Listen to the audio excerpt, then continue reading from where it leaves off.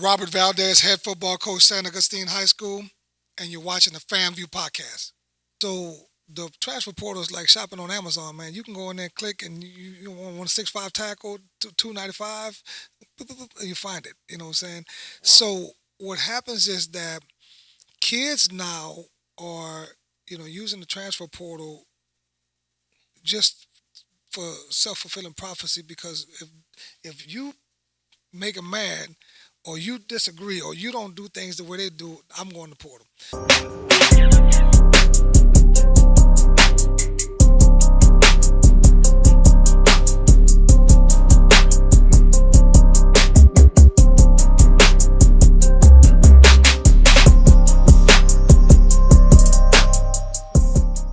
Y'all already know what it is.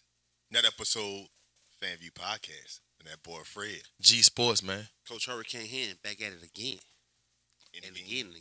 Special guest. Absolutely. Coach The newly hired. Yeah. The St. Aug Big Purple. For the glory. Let's get it. Set the tone. Robert Valdez in the building, dog. Appreciate you for coming on the FanvVew podcast, dog. Was in the college game at Grambling State for a little minute. Now you're back in the high school game. Can't wait to see what's in store over there in the 7th Ward. Yeah. Beautiful downtown 7th Ward. Oh, man, we're going to come up with something, you know what I'm saying? But we're going to call it Between Law and Hope 2600, baby. That's what the streets 2600? Yeah, I've done my research a little bit. I'm feeling it. I'm feeling it. Turo, baby. You already know. I'm feeling it. But and you in a good spot, man. The blue store right there. Yeah. The triangle right there. Yeah.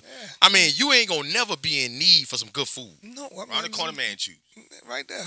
You good. Walking distance. You good. You good. All right, But Coach Valdez, man, we always like to start the FanvVew podcast off, man, talking about your journey. Mm-hmm. I know you grew up in Algiers, went to Old Prairie Walker, the legendary Old Prairie Walker, who's closed down. We can get into that because Bo McCaleb came on the podcast. He feels the type of way yes.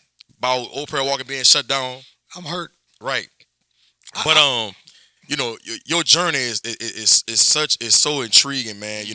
Started off you went played for college ball, then you went into your coaching journey in West St. John, Scotlandville, St. James, went to college. Now you're over there at St. Aug, the historic St. Augustine High School. Man, take us back, bro. Take us back to your Algiers days and what got you into loving the game of football and ultimately putting you in position to be, in my opinion, one of the best coaches in the state of Louisiana. Man, look, I appreciate it, man. I'm living the dream, man. 49 years old, I still don't feel like I work for a living. God has been good. Mm-hmm. God is good. What they say, we don't crack. We don't age, man. We don't age. But, the funny thing, I was born in the Dominican Republic, but I couldn't hit a curveball, bro. Really? And yeah, I'm really the reason we came to the United States is because my aunt was dating a gentleman playing with the Yankees, and the family is so thick that my grandmother told my dad, look, she's not gonna go to New York by herself. So my dad had to go and kind of take care of baby sister while she was living in New York, and then they broke up and all that. I don't know how we ended up in New Orleans, but we came down to New Orleans and have been here ever since. And it was funny because of the men that I've been around. I played at Carr when it was just a junior high, and under legendary Al Ott, and never lost a game. And then I went to play for Coach Byron Jones when he was at Walker, and was at Walker. And we prided ourselves in being the best public school. We only lost to one public school the whole time was the 4th Schaefer homecoming because we went partying the day before. It's amazing. I still remember that. And then, like I said, that was great. I played against Marshall Falk, man. It was a classic game against Carver, man. He never got off the field. And we had some legends, man. We had some battles, in Burma Stadium before it is now. It's funny when I go there. There's turf, there's lights. We played in dirt, right? we played with clay. The lines wasn't drawn. It was clay. It was clay chalk that they put out there and all that. And but growing up in Christopher Holmes, the thing was the Chris, the way out, you had to get a football scholarship. You know what I'm saying? You had to get a football scholarship, or you go work, go find a job somewhere and all that. And so for me, it was like, football was just, it opened doors, and so got a chance to get recruited.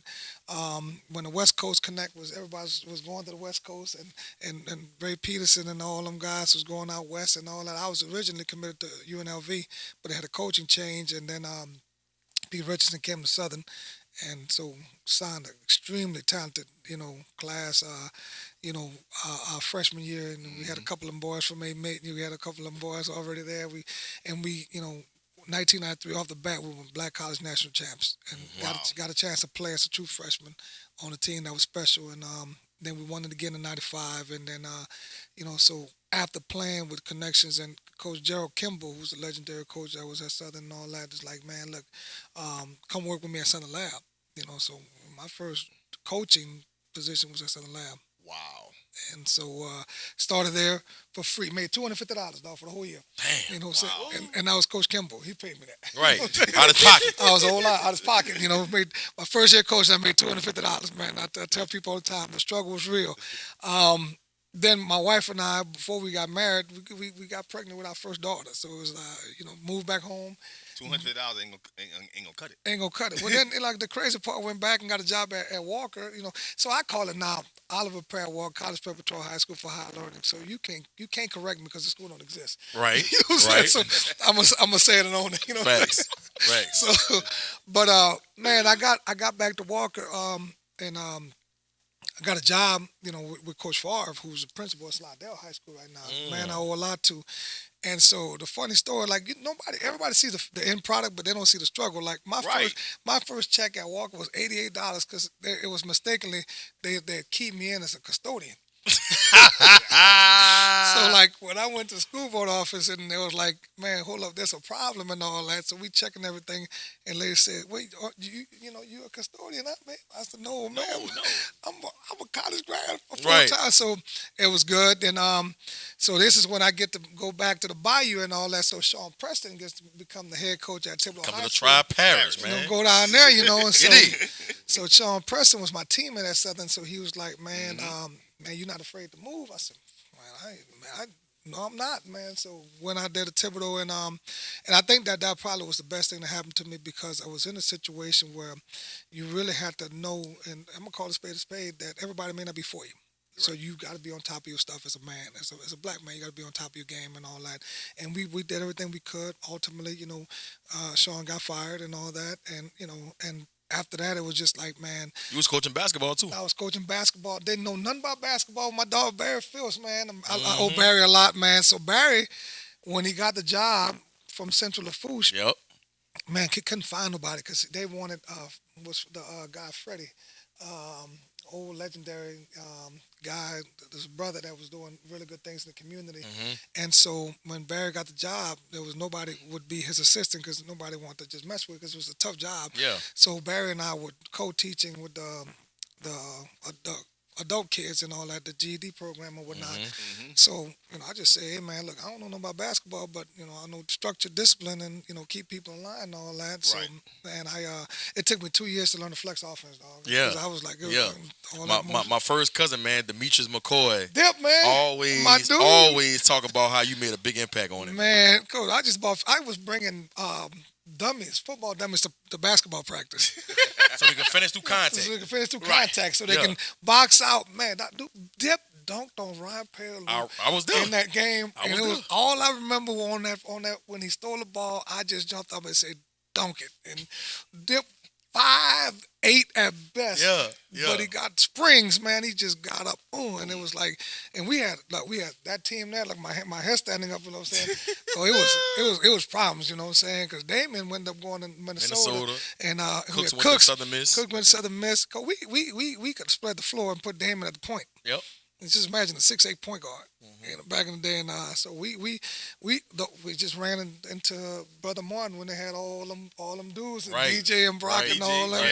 And that's when I knew that DJ was a grown man because he got in the post. Yeah. And he dominated the post. He led the state championship game in rebounds. And so 14. Yeah.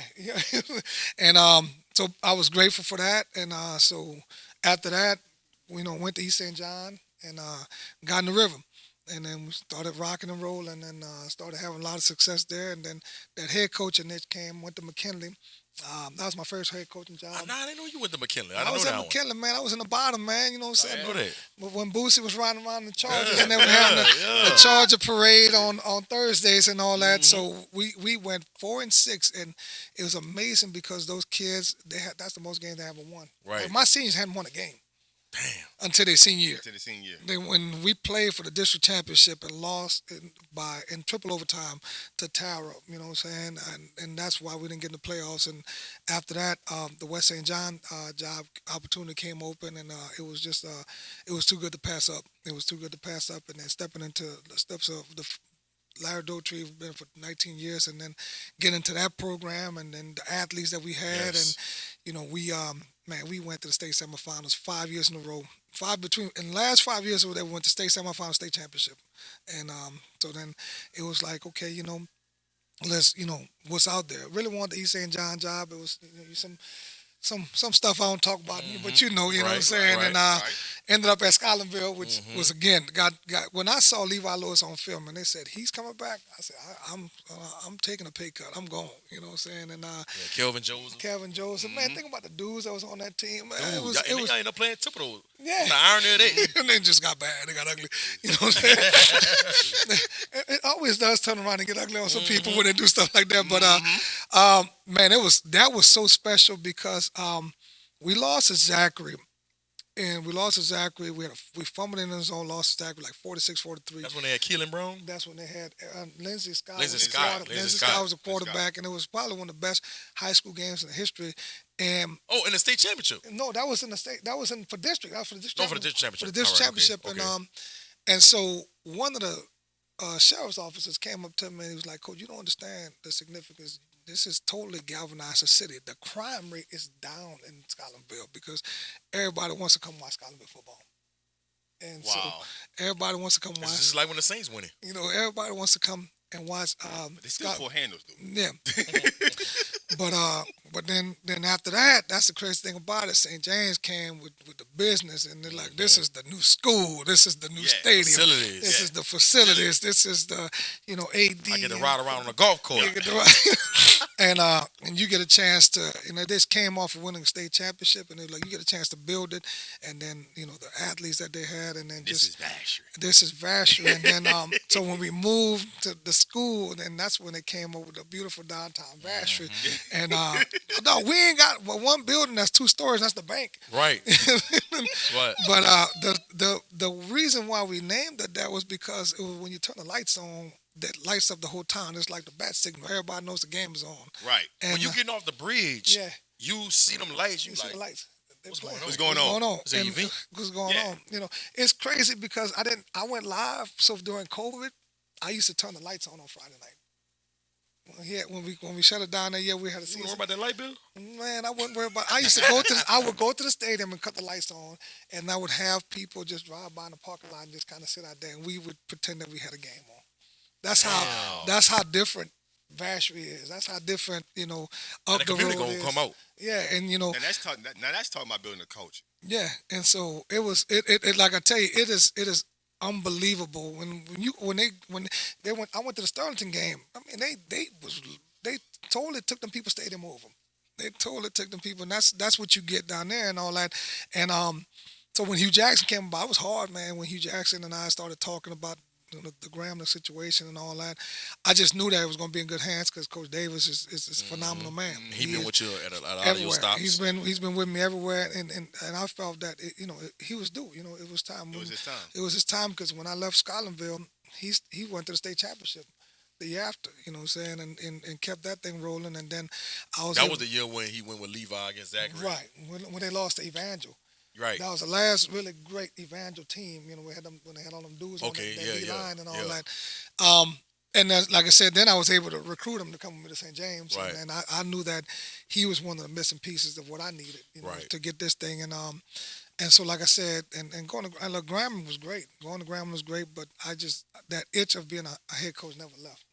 And so it was doing things your way. Yeah, like I said, Coach Jackson is phenomenal. Somebody I still talk to today, man, and learn so much from him. I'm not gonna lie, I never told him, but my first week, I was ready to come home. I was like, man, this, I was like Will Smith. I hate it here, man. Come on. Man, this man was throwing so much football at me. I was having headaches. Come on. My head was steaming, man, because it just. How much of a football mind is Hugh Jackson? I think a lot Coach, of people Coach, he coached in the NFL. that's the part that I think people don't OC in the understand. NFL, head coach in the NFL. I think that's the part that people don't understand. Like Coach, how much of a football mind is Hugh Jackson? This dude he knows more football than all us combined. I mean, it's just whatever you want. I mean, it's offense, it's defense, it's special teams, it's gadgets, it's how you want to run the ball. Tell me what kind of run you want. Tell me what you want, how you want to throw the ball. He's just like as an endless resource, of football knowledge. And for me, it was great because I was an offensive line coach, so we were one-on-one. In terms of pass protections, in terms of things we did, and allowing a high school guy to come in, and we started freshman our first year. We started sophomore this year, and we only gave up 12 sacks, and that's a sack a game basically. That's unheard of, for a team that throws the ball like we were doing, and then the running, doing the things that we did. So I owe a lot to him. I really owe a lot to him. I think that he taught me a lot, and just a lot of things that I'm never going to be able to forget. Just how he just compartmentalizes things. Like I've never seen somebody just tell, hey man, turn the TV on and go to the Bengals 2010 third quarter going into the south end zone. And I want to show coach this run play. And he remembers that. It's like a library, like you're not human. Dang. Like how you recall, like at this particular moment, some 12 years ago. Yeah, and he remembers every play he called in NFL. He remembers every play. He'll tell you exactly where to go find it on film. It's unbelievable. It's really unbelievable. So, yeah, it's crazy. And just imagine how many situations he's been in. So he was good. But like I said, it just when all the things started coming about and the opportunity. I'm a grandfather now. I got a grand dude, and like I said, that's my guy. And my dad, he's fighting prostate cancer. So Man, sorry to hear that, man. Man, he a soldier, man. That dude drove himself to all treatments. He drove himself and went home. Like I said, so he's right now in remission and all that. So like I said, just going through it and going through all that right now. And like I said, and home is home, man. Home is home. So the college game was great for me. It was very rewarding. Got that itch. All my offensive linemen, we still good. We still communicate and all that. And we were very physical, and everybody knew that you were gonna get punched in the mouth and all that. But this opportunity now, to come back home and especially be, entrusted with the head coach at St. Augustine High School, it's like, this is unreal. It's like, because I was a little boy. I didn't go to St. Aug. I was growing up in the West Bank. St. Aug was like, oh. Yeah. Holy Grail. And a lot of people want to go there. Yeah, a lot of people want to go there. And so to have this opportunity and to be able to come back and to be able to be entrusted, St. Aug is one of the only, if only, all black male Catholic schools in the country, and that's powerful to me. Historic. Because you are continuing the legacy of building leaders. Football is. I don't think you tell a story in New Orleans about having St. Aug out of it. You can't. Like I don't think you can really tell the story of New Orleans. You can't. And not talk about St. Aug. Right. I don't think you can just take. Hey, we're gonna talk about New Orleans. We're gonna take St. Aug out. It's not possible. Or No. you can't talk about successful black men Right. without Talk about St. Aug. dipping back into that pool. Right. And I'll talk about St. Aug. and that's the thing that for me is that's the thing that's really, really impactful, to be able to come in the building and be able to mold and continue the legacy of the next generation of leaders, and which is what we have. And so the football part of it is going to be a byproduct of what we do right. It's going to be a byproduct of the discipline. It's going to be a byproduct of the attention to details.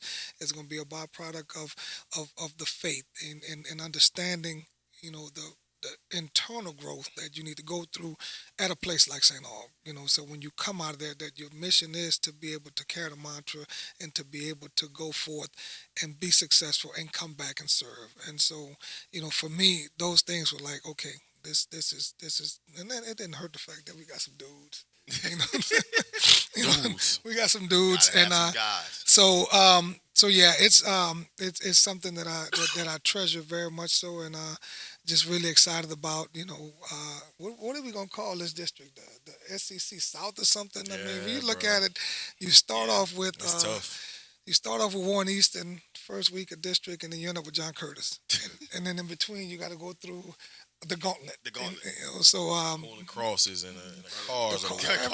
everybody, you know what I'm saying? So for me, it's just it's going to be exciting. I tell you what, Tag Home is going to be rocking because it's going to be some good football. There's going to be some attention. Let me ask you this. What is the biggest thing that you learned going from high school to college and then now back? Teaching is uncompromisable. It does. You have to be able to teach no matter what level you're at. You can't take for granted that these kids know.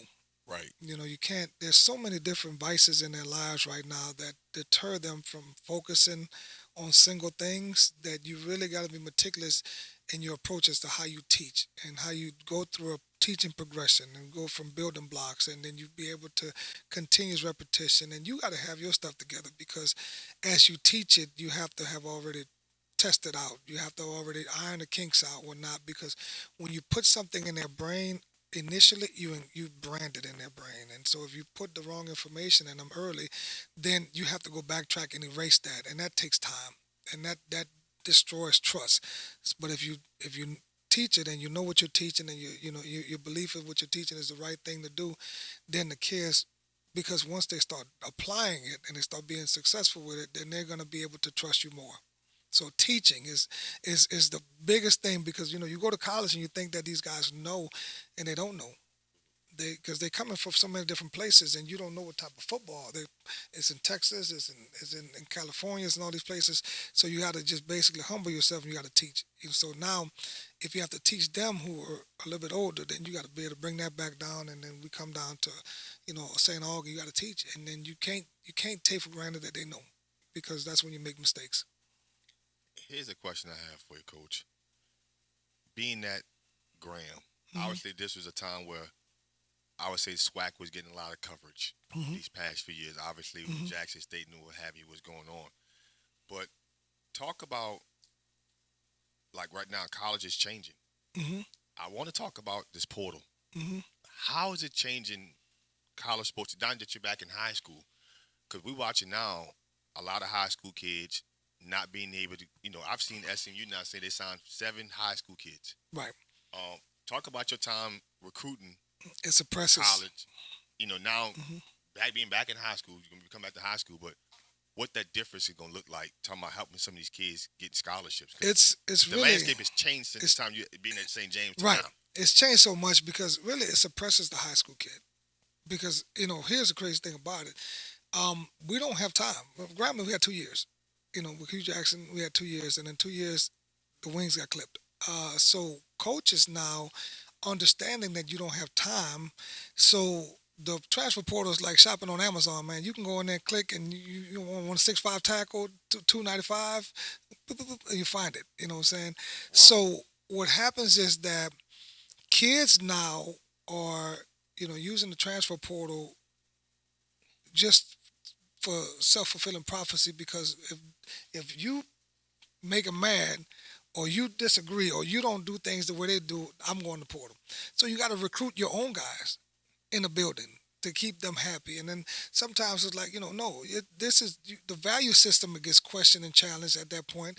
So, okay, I'm afraid that man, we may lose this kid, so we're going to have to kind of, cater to him a little bit, say, okay, well, we got this kid, but we don't really know their problems until we get them. So, correct. So you pay, but you can't return a package. Right. You can't put a label on it and return it. You're stuck with it. You know what I'm saying? So, it was a good situation, but I think that as everything else, initially we're seeing through time that there's so many flaws with it. Because you got kids that are transferred multiple times. So a kid now, as long as he gets his degree, then you can transfer as much as you want. Almost basically, you only get about 2 of them and whatnot. But still, we go into the portal and it's trying to get a quick fix. Right. So instead of but coaches don't have the time to invest in a good high school class. Right. So And I we think that's the did part it. That's starting to get missed with it now. Right, we did it, and we did it. So we played a lot of freshmen in our first year, and those freshmen played. We played a lot of sophomore. This year, I had 3 sophomores on offensive line, 2 juniors, and so therefore, most people, the decision makers, don't understand the process that what it takes to build those things and whatnot. Right. And so we think that we can go to Porter and get a quick fix, or we can go to Porter and get a quarterback. Well, it may be a reason why that kid wasn't playing. Yeah. You know what I'm saying? It may be a reason why that kid wasn't playing in that system and all those things. And then you don't really have the time. You can look at film, you can evaluate practice film and all that, but you don't have the time to really do a lot of deep, thorough digging and evaluation into them. Right. So it works for some.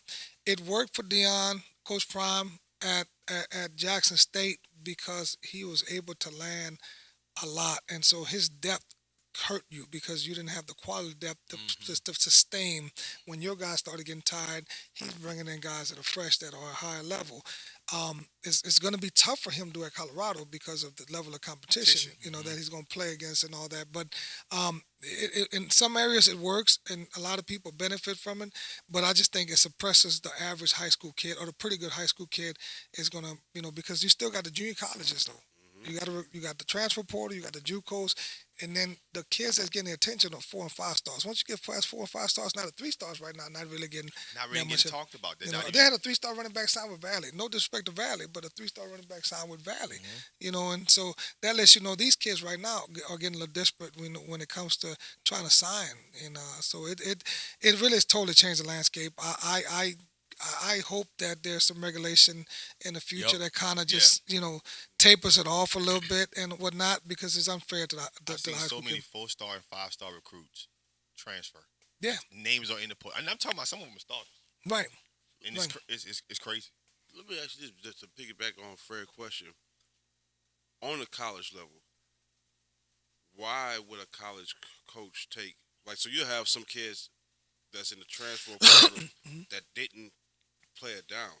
So why would they prefer a kid that didn't play it down coming from another program versus a kid fresh out of high school that you can mold? Is it still because even when you factor in the time, he didn't play. Right. This guy's coming in. He's fresh. Right. Most of the times we have what's called a profile. And so you set a profile. We need to find tackles that are 6'5" and above. We need to find centers 6'3" and above, and they got to have a certain weight. So you set that profile based on what it is that you want to run. And so most of the time you'll factor the fact that, okay, maybe he didn't play enough, but the kid got quality practice. So he fits the profile. He's 6'6", 295. He's got long arms. He's got he's twitchy and whatnot.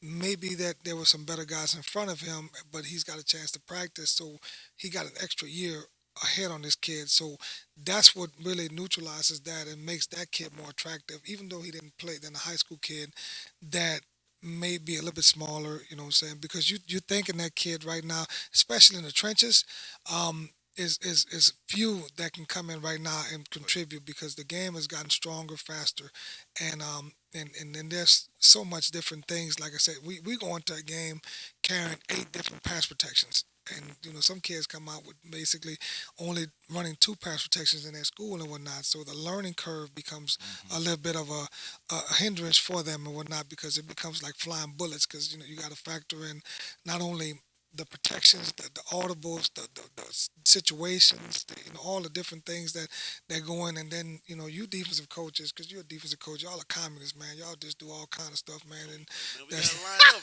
That's the first thing. Y'all got all the advantage. We didn't have this conversation plenty of times. And we're going to have it plenty of times. If it's 1,000 times, if it's 1,000 times, we'll have 1,000 times again, man. They the alignment. They do all you kinds got to of... line up. The alignment. We don't motion on defense. Yeah. But I remember. Call it. Go ahead. Tell him. Go ahead. Let's go. Get into it. I'm ready. So we just came off a state championship. When we came down to a meet, and them dudes ain't even cut the grass, dog. Man, you came with Savion. Advantage. It was Savion senior year. And before you get started, I will say this. I need the film, man. That was the most intense intense fall scrimmage ever. Like real? it felt like was the state quarterfinals. championship. It was Yeah. a state championship in August, and it was a heavyweight fight. College coaches all over the place. Nobody was there. No, Ain't no college coaches there? You couldn't come. Oh, that was fall camp. That was spring fall. game. Wasn't That was spring game. fall. And I said there. That's when we went Who was 19. the No, quarterback. Shamar Yes. Smith. Shamar Oh won my every award God. possible known to mankind. I told you, look, you run to my DN one more time. We gonna dismount Cole, him. Cole, it got so serious. We had not started kicking field goals. Cole. Yes. Cole, That was the only points they scored. That was the only the points. defense scored points though. Our defense- defense scored points too. You want to talk about that? Yeah, You want to talk Hold on, Cole. Hold on, Cole. We scored on the goal line situation. Man, Cole. man, y'all got the ball at the 5. Y'all did too. I like the competitive juice. And the funny thing about it was no more kicking the nation. He had Allen. Oh, yeah, the yeah. funny thing about it Right. is I tell people all the time, iron sharp as iron, man. Iron sharp as iron. And that was the love because it was like, we talked about St. James and they meet getting together, man, and scrimmaging and probably like, man, y'all doing that? And I'm like, yeah, man, we doing that. And then I told Coach, I said, Coach, we'll come to y'all. And then next year they came up to us and whatnot. And it didn't matter who we played after that week. It was over because Because you ain't going to see nothing better than that. what? It was crazy. Hey, both years, because I remember that first year, it was like a dog fight, and we came in like revenge. And I remember like that was Duran's coming out party, because Duran had just committed to number 5? Georgia. Yeah, Ooh. he had just committed to Georgia, and he had to go up against Shad, Yeah. and he shut him down. And I just see him fussing the whole time, like ooh. But he went up in the end zone though. On the Shaz, goal line. Shaz, we got him. He went up in the end zone, got him. Then Gervais came right back. I got it on tape. Yeah. I was there. I'll wait for that. I'm about to say, Shaz did awesome, you know what I'm saying? I give credit what Yeah. do. But it was like I said, those scrimmages really set the tone, man. Yeah. They set the tone, and for both, and it was the crazy thing about it. You would compete like we competed. We fought like we fought, and after the game, it was no It problems. was all love. It was all love. It was Even like during I the gave some of that jambalaya. we took Campbell. We took Yeah. Campbell. We took Campbell. You know what I'm we saying? ain't had no jambalaya for when they came out. They had ball meat though. We got pizza, dog. We got pizza. We went out with Y'all them. had ball meat We too. went for our meat, be peanuts and all that. But we weren't tripping. Y'all ain't cut Right. the grass. Right. Cut the grass, Right. dog. It was cold that But it night, was. wasn't But I tell you what, it was. I'll never forget that. Like I just wish I could just find the film. If you could find that, man, let me know because it was. The thing that made it so cool was at one point Valdez is coaching Amy's offensive line. Yeah.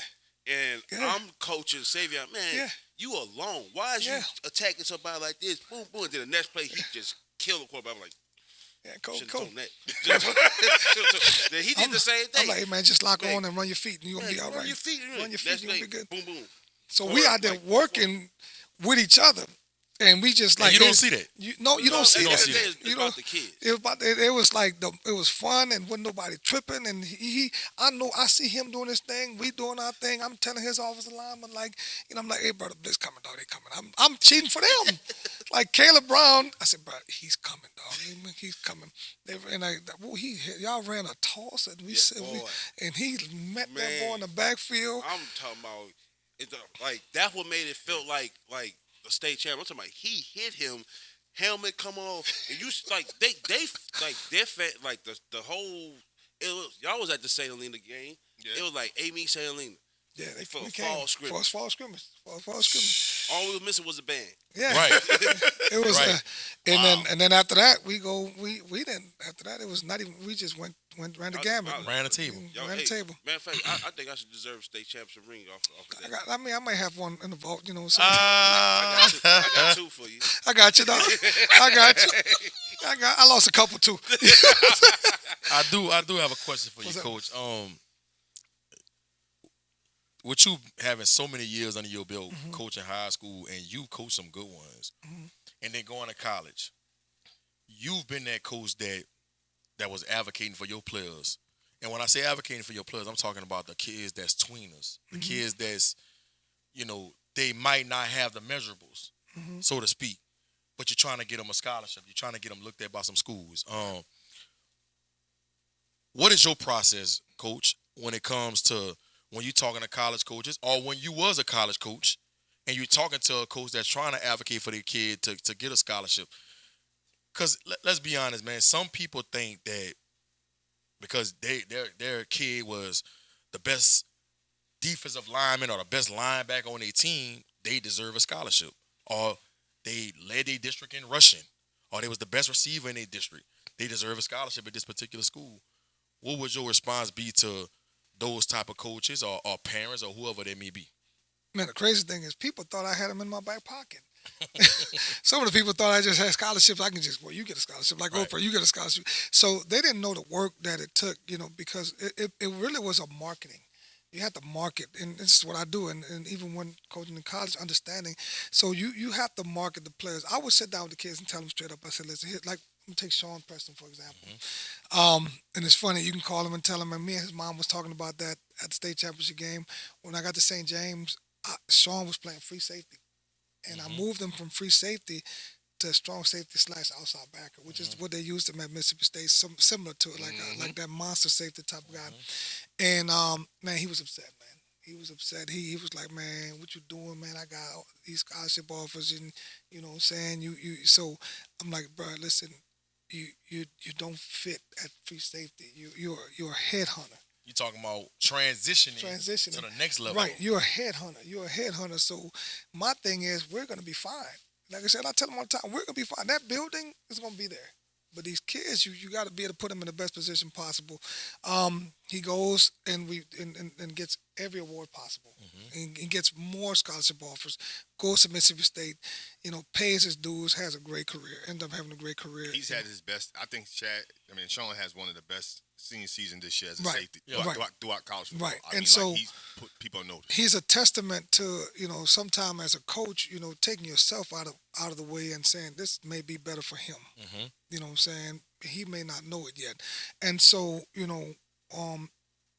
Shamar Smith, and to this day, I still kind of, it hurts me because he was the best athlete on the team. I had to put the ball in his hands. Right. So, I would tell him, I said, Shamar, if I had somebody that can throw the ball to you, Marquell wasn't at that point ready yet. Right. If I had somebody to throw the ball to you, you would probably be one of the best receivers in the country. No doubt. But I don't have no one to throw the ball to you. I need to put the ball in your hand because you're special.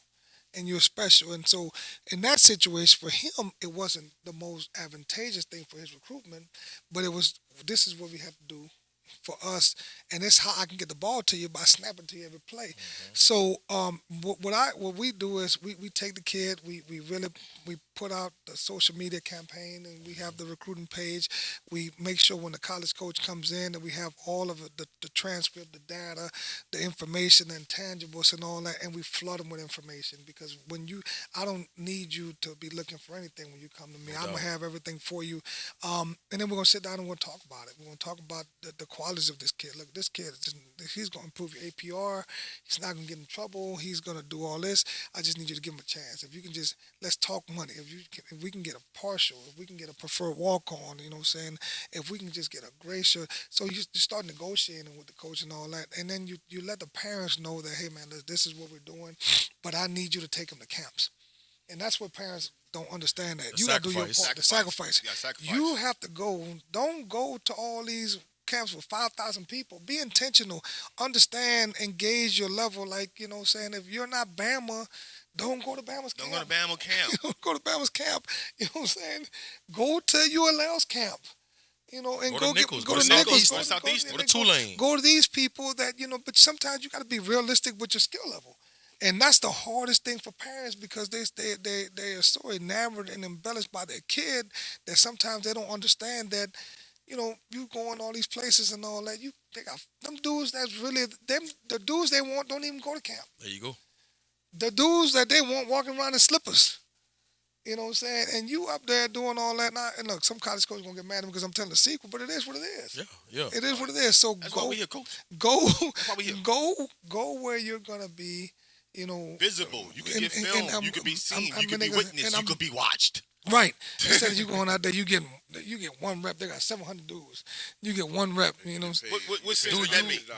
But do you ever had situations to where you're trying to be realistic with the kid or the parent or whoever that's handling their process, and they kind of get offended when you be real with them? How do you handle that? I mean, at that point in time, you just tell them, look, so here's the deal. I'm going to give you everything I have. You make the choice as to how you want to process it. You know what I'm saying? And I tell them all the time. I said, look, I want you here. We have a plan for you here. But if you're not happy, then do what you got to do. Right. And I think people have to. You got to tell them that. Do what you got to do. If you're not Gotta be happy, transparent. you got to be totally transparent and do. And I tell them all the time, come to practice. Look, here's the thing. My practices are open. I'm surprised you have an open practice. Been open. Anybody been open. My practices are open. You come sit down and watch your kid at practice. You can watch practice film. Why not tell them all the time? Watch practice film with your kids and all that. And so let that be. You know what I'm saying? So but ultimately, and I tell them, I said, we're gonna pour into you, but ultimately everything has to be back into us. And this is us first, and then individually we'll take care of every individual. But it's the program first, and some parents want you to just do just for their child. No, Cater to their child. everything has to be with the intention of the program, and then we're gonna work for your child to give your child an opportunity because your child's done everything we asked them to do the right way, and stuff like that. And so, yeah, some of them are gonna get upset, but it's life.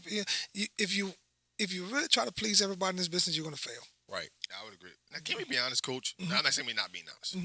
But every kid is not an athlete. No, coach. They don't understand Every that. kid, some kids are just good kids.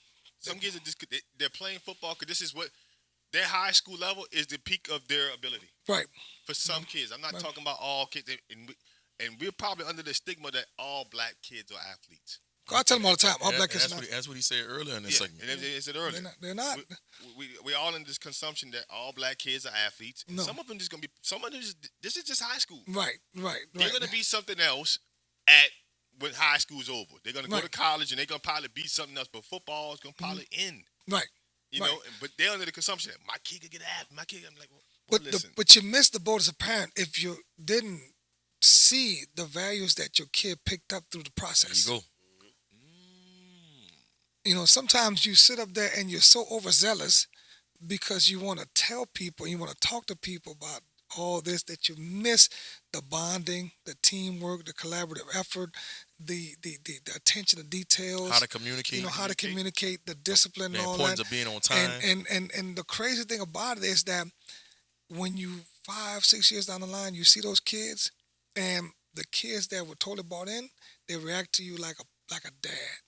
They reacted. The kids that were confused because the parents had put that in them, they kind of don't know how to react to you. There you go. They kind of like indifferent. They kind of like, Right. oh, hey, what's up, coach? Well, the mother dudes that come up to you and all that, and it's different. All my players, man, all my players from everywhere I've been, I don't believe that I have any of them that we have any disdain. We still talk to this day. I still get invited to weddings. We still laugh and talk about the fun times and all that, and the crazy things and whatnot. And at the end of the day, that's really the memories. That's what's most important. Because if we do it right, then we're gonna give that child an opportunity to be a productive citizen, a man. That can withstand a home and provide for his kids and all that and all that, and I challenge fathers, man. I tell you, I challenge fathers because I tell them all the time. I tell them, and it sometimes it got a little contentious because I tell them, I say, the better you do your job, the easier my job will be. Right. Right. They don't want to hear that. They don't want to hear that. Nah. Accountability. They don't want to hear that. Accountability. They don't want to hear that. The better you do your job, the easier my job will be. Right. But I'll do your job if you need me to. Yeah. Right. Because it's going to fall on my shoulders. It's gonna fall. So and like I said, and the moms that always are. I tell them all the time. Are we trying to appease them, or are we trying to raise a strong man? That goes back to the community. Gotta get him off the titty. Yeah. Yeah. I made a post on my Facebook page saying, listen, man, and I was really speaking to men. I said, listen, man, we fell short. I mean, there's nothing more important and more valuable to the black families than black communities. Mm-hmm. And as black men, I feel like we fall short. I think we've been told Not something that... not all. Not all. But what's happened is, like I have 2 daughters, and selfishly, I'm on a crusade to be able to install as much as I can into these young men that therefore I can raise the quality for their suitors. Correct. You know what I'm saying? And some have not understood the mission. Like this is like I got a grandson now, and like I'm reinvigorated now to just put everything in him. Pour Right. into him. Pour into him. And so and that's not even X's and O's anymore. Like, my dad, like I said, that's my biggest role model. My dad never talked about football with me. Never. I swear to God, my dad wouldn't even pay attention. Like, I'm like, man, do you even pay attention? Like he was at the games. He would come to work and go straight to the games. My dad worked in the plant. He was a scaffold builder, be dirty, and would sit up there. And but he was there. He was there. He never went to the coach. He never went nothing. He was there. And we never really talked about, he'll tell me, he said, man, that boy knocked you down. Daddy, I knocked them dudes down like 17 times. You gonna tell me that one? You know what I'm saying?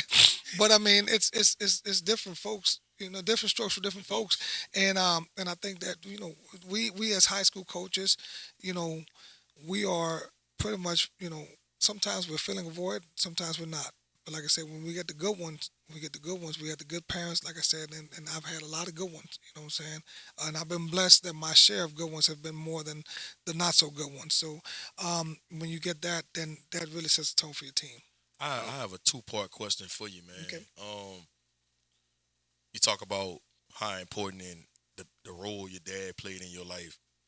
But the fact of the matter is, Coach, there's a lot of young black kids who doesn't have a father figure or any positive male figure in their life. Right.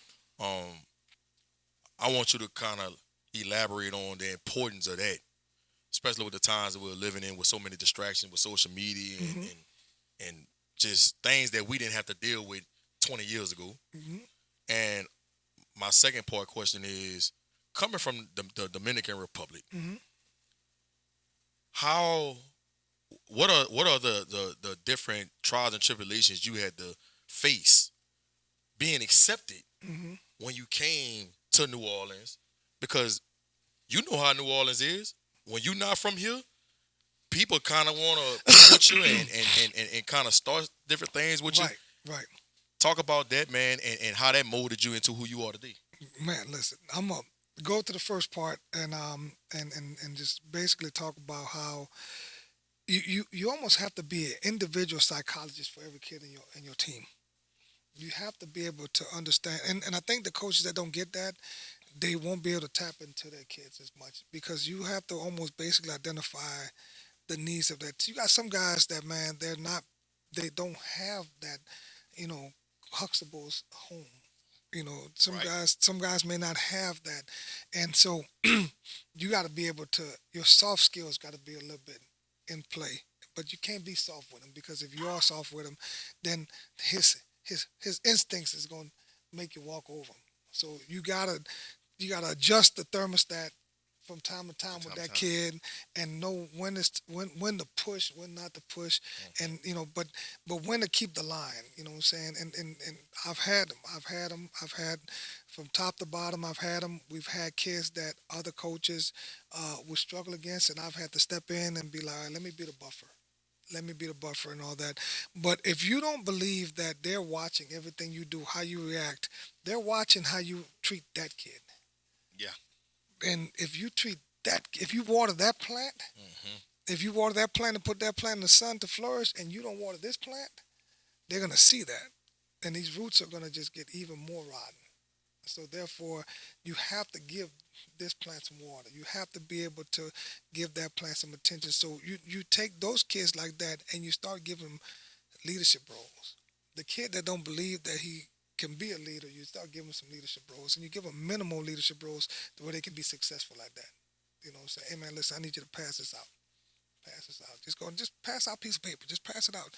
They're gonna look at you like, oh, okay, I got you. You know what I'm saying? And then when it's time to, do some things and whatnot, you know what I'm saying? All right, man, dude, I need you to, I need everybody in the meeting room right now. Go get them out of the meeting room. And you start giving them some roles. Responsibilities. You give them some responsibilities. You start minimal stuff like that, and then they'll look at you a little different. You know what I'm saying? And because it's almost like you believe in them. Right. And but nobody has. And nobody's taught them that. You know what I'm saying? But the thing about it is, though, when they need to talk, you better put everything aside and give them that time. Because they don't talk much. Right. They don't talk much. And they don't know how to talk. They don't know how to talk. They don't know. I had a situation, the kid, I'm not going to say his name, he was hurt because he thought I didn't help him. He thought I helped a couple other kids. He thought I didn't help him, and it wasn't that I didn't help him. It's because I didn't get the information I needed from home, and the time elapsed. But I never did threw home under the bus. Right. I took it, and we just built on it. But I would never tell him that this is why. Because I didn't want that to be. So He got to go back there. he got to go back there. He got to Instead of him live going there. back there. He got to live there. He got to live there. So I want to make sure that that was not compromised. You and I are gonna build together. So it's I tell you what, it's cooking, dog. It's like being a chef. Dog. You got to cook up the meal every once in a while. Somebody might be allergic to fish. But you got to be an independent psychologist. And then the crazy part about me being Dominican is funny because I grew up in the Chris. I grew up during the time. I know you coming to the Chris from DR. They like, but see, they ain't really. Because in New Orleans, they very territorial. Yeah. Oh, Yes. who you telling, man? So Yes. we moved on Vespasian Street, and I still take my girls and drive. I'm like, Dad is there right there. They filmed the movie at the Gold Manor, the movie with the police lady. The Guard Manor, yeah. And so we were right across from the Gold Manor. Like I had to check somebody. They tore the Guard Manor down. Man, I had to check somebody on TikTok because they came up with them doing the little TikTok things, historical facts. I'm like, you're lying. That is Right, not true. right. Like you lying, dog. I Right. lived across the street Right. from that place and all that. You know what I'm saying? But no, man, listen. I don't have hair now. I've saved a lot of money. I had curly I remember hair. you had hair when you was on typical sideline. I had the curly hair, man, and Johnny so on shoulder. hey, it's a lifestyle, man. Tell them, Cody. My man. It's a lifestyle, man. Hey, Y'all hold on. Y'all continue, hold on. Hey, keep paying But, that 50. hold on. It was My fight about to be over. It's gonna be. But it was like I said, for me, it was just adjusting to, where we were, so our environment. And so And how old were you when you moved there from DR? I was 8. I was 8 years old. We lived. Damn. So you was easily get teased. Yeah. Oh man. Picked So, on. dude, here's the crazy part about it. I knew no English.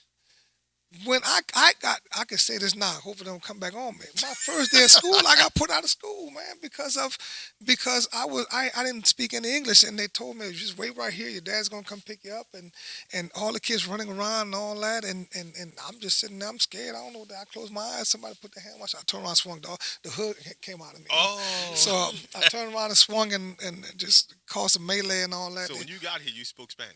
It's completely no English. I learned Spanish through Sesame Street and this lady at Lincoln, because Lincoln Elementary, that's where the alternative school was. Yes. If you got put out of school, that's where they sent you. It's in Lincoln. And that was Gotham City, because you had all the Vietnamese Oh, gangs, yeah. you had the black gangs, Damn. all of them, and so it was like I said. So Sesame Street, and I don't know if this lady still living. Her name was Miss Paldo. She took time, and she would like teaching me and all that, and so all that stuff and all that. And I was in the ESL program, and I think I picked it up by the summer because I was like, 7th grade?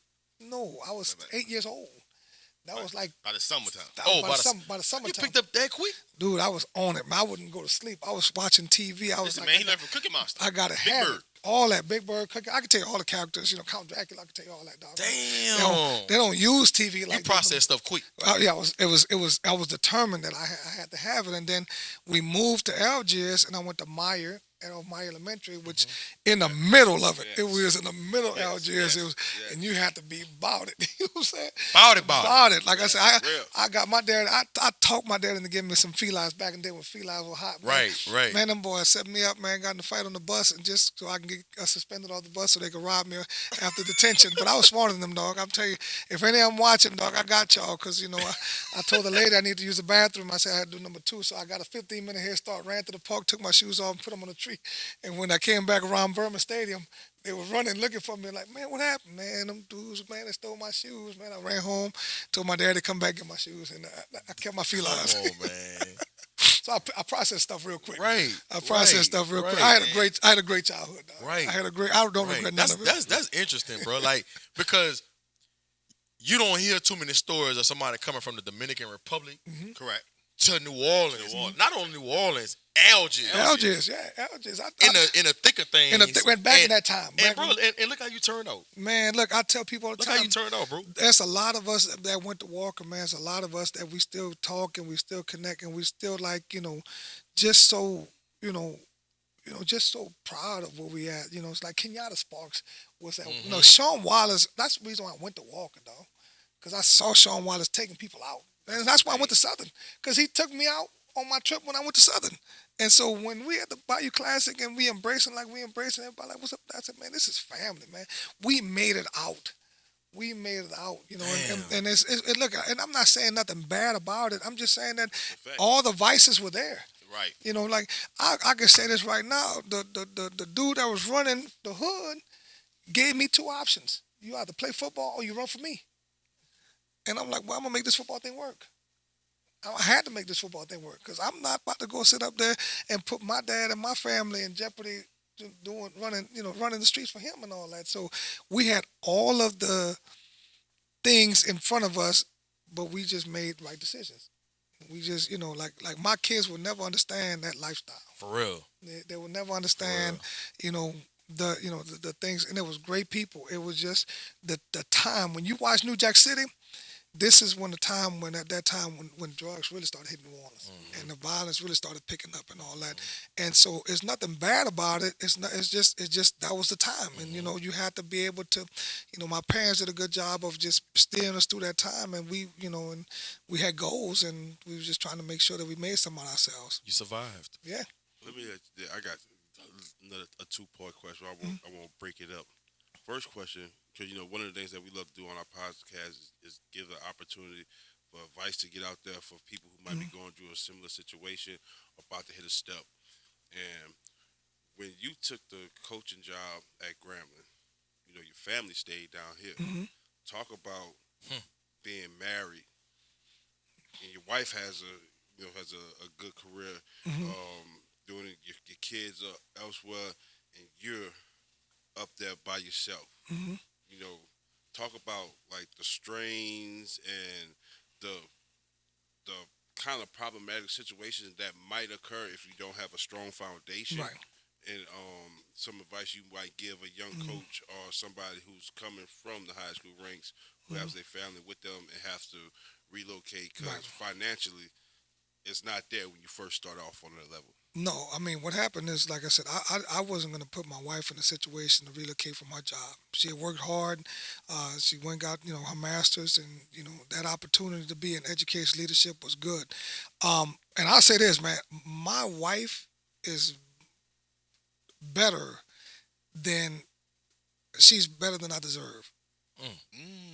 She's better than I deserve, you know what I'm saying? Because, I'm human. I've made some mistakes. I've done some dumb things. And she's seen through that. And so she's been there with me, and we worked through those things and whatnot. So the fact that of the commitment and dedication to family and all that, it's a testament to just her strength, you know what I'm saying? And be able, because, you're talking about you're leaving your home and you're pursuing your dream, and my daughter went through 4 high schools because of my success. Damn. You know what I'm saying? My kids have been through, you look at the success, but you don't understand how the strain it puts on the home, because what you're trying to do is you're really trying to make it better for your kids than you had it. You know what I'm saying? So it hasn't been easy, but she's been there, and then so she's been to the games. She was driving up to Grambling. She was leaving St. Helena, getting up 55, hitting 20, and y'all was living in St. Helena? No, his wife works in St. Helena. My wife works in St. Helena. Did not know that. My wife drives from Gramercy. She drives an hour and 10 minutes to work every day. What? Yeah, she drives an hour and 10 minutes home every day, because she's committed to what she does. And then she still was traveling and coming up to Grambling and all that, and flew to Jersey, and we played in Jersey, and she still was there. And so, like I said, and that commitment and all that, and my kids, like my daughter goes to Tennessee State. My daughter flew to the LSU game just to be a part of that, because they felt that was like history. She wanted to be a part of history and all that. And so our family structure has been very, very supportive of my career. So when I say that, I mean that because, like I said, it hasn't been easy. Now, there's been some rocky roads, and that woman has held on, and we've held on, and we weathered some storms. But I can't say enough about what she means to me and what my kids and my parents, and not being able to be there for my dad when he was going through his radiation treatments. That was hard, man. I mean, and he's an OG. He's driving himself to the treatment and coming back home, and doing all that. But it takes a strong family structure, and it does pose a strain. Sometimes, you have to just, so the commitment for me to come back home was just an opportunity for me to be like, okay, God has blessed me, and I think this is my calling. I need to be back. I need to go back and just, get back and doing things that I do for them. And the second part, because everywhere you went as a coach, whether it's the assistant or the head guy in charge, you brought this level of culture that's family. Especially in today's day and age with athletes, with all the social medias and outlets and whatnot, and so many people get their hands on you. Everybody is not a Jeremiah Gray. For those of y'all don't know, that's Jeremiah Gray. AKA G-Sportz. G-Sportz. Who is strictly about the kids, who don't ask for nothing, who's not looking for nothing. They're strictly trying to get kids exposed in a positive light. How do you protect the program from the wolves in sheep's clothing? The ones that The vultures. the ones that start off like, yeah, coach, man, I've been boom, boom, boom, boom, boom, and then as soon as it start going, it's like the Joker really comes out. You first of all, with me, like they say your room in college, you have to control your room. So all my offensive linemen knew my grandson's name. I used to tell them, I said, look, guys, here's the deal. In about 5 years, I'm going to go coach the Gramercy Tigers. You know what I'm saying? Because my grandson going to be playing all that. And they knew my wife. And so when my wife would come around, I would introduce them and whatnot. They knew, they saw the family structure. And I wanted them to see that. I want them to be a part of that. You have those people that try to basically use you for their own benefits. And so basically what happens to them is you start minimizing the conversations with them. You start, you intentionally don't answer the phone because you know what they want. You know what I'm saying? You intentionally minimize them, and then you start moving from them. And then what you do is you don't give it life. You don't give them a tick because they want life. They want you to validate them so that the kids can be like, oh, okay, this is all good and all that. So you just basically, you don't, because in a public court, you're going to lose every time because everybody's going to have an opinion on you. So what you do is you just eliminate yourself from that situation. And so you start, don't give it value. It's like everything else. Whatever you give value to, it will foster. So you start letting them come in and all that. Nah, excuse me. Look, we got to meet right now. You know what I'm saying? I need everybody out the room right now. It's just us. It's an intimate moment and all that. So you just start basically just kind of, because they want it, man. Look, I've had it. I had it at Scotlandville. I had it at St. James. And when you start rolling, then everybody start attaching themselves to it. That meeting, all that. Everybody want to, no, we got it. We good. Saying, Coach, hey, man, let me do this with the boys. Nah, we got it. We good. How do you identify it? Oh man, it's you gotta discernment. Yeah. Like for discernment. For the younger coaches out there. Right. The younger coaches just gotta understand that, it's just like everything else, man.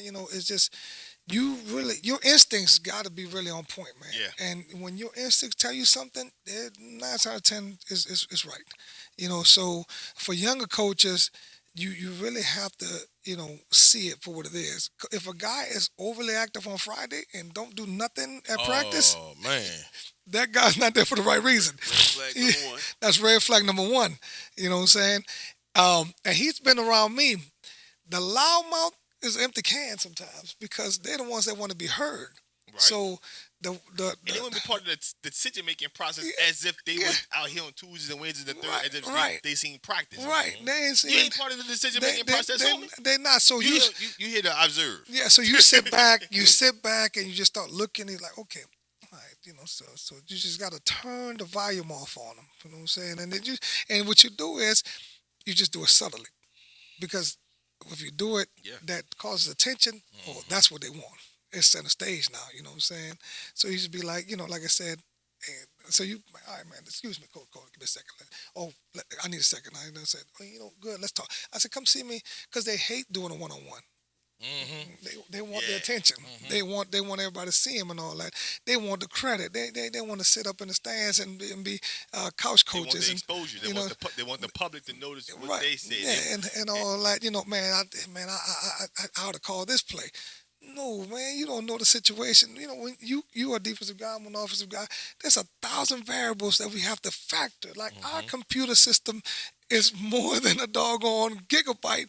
You have to factor 1,000 scenarios before we make a play in 3 or 5 seconds. 3 5 seconds. And add to that point, Coach, you see what happens if you have to talk to them one-on-one?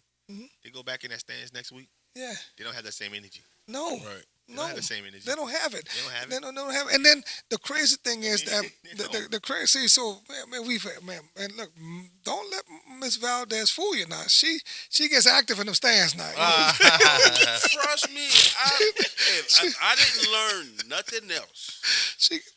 I wouldn't have blitzed right there. Yeah.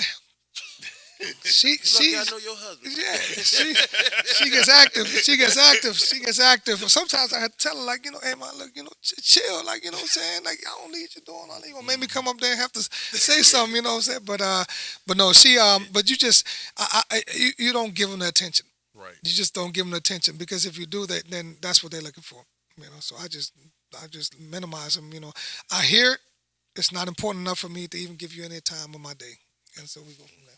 I remember the first time I met you.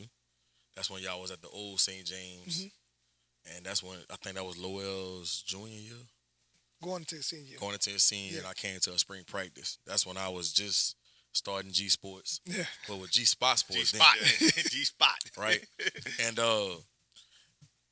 I will never forget how you welcomed me to y'all practice. How you was like, man, whatever you need, man, whatever you trying to do, man, you good.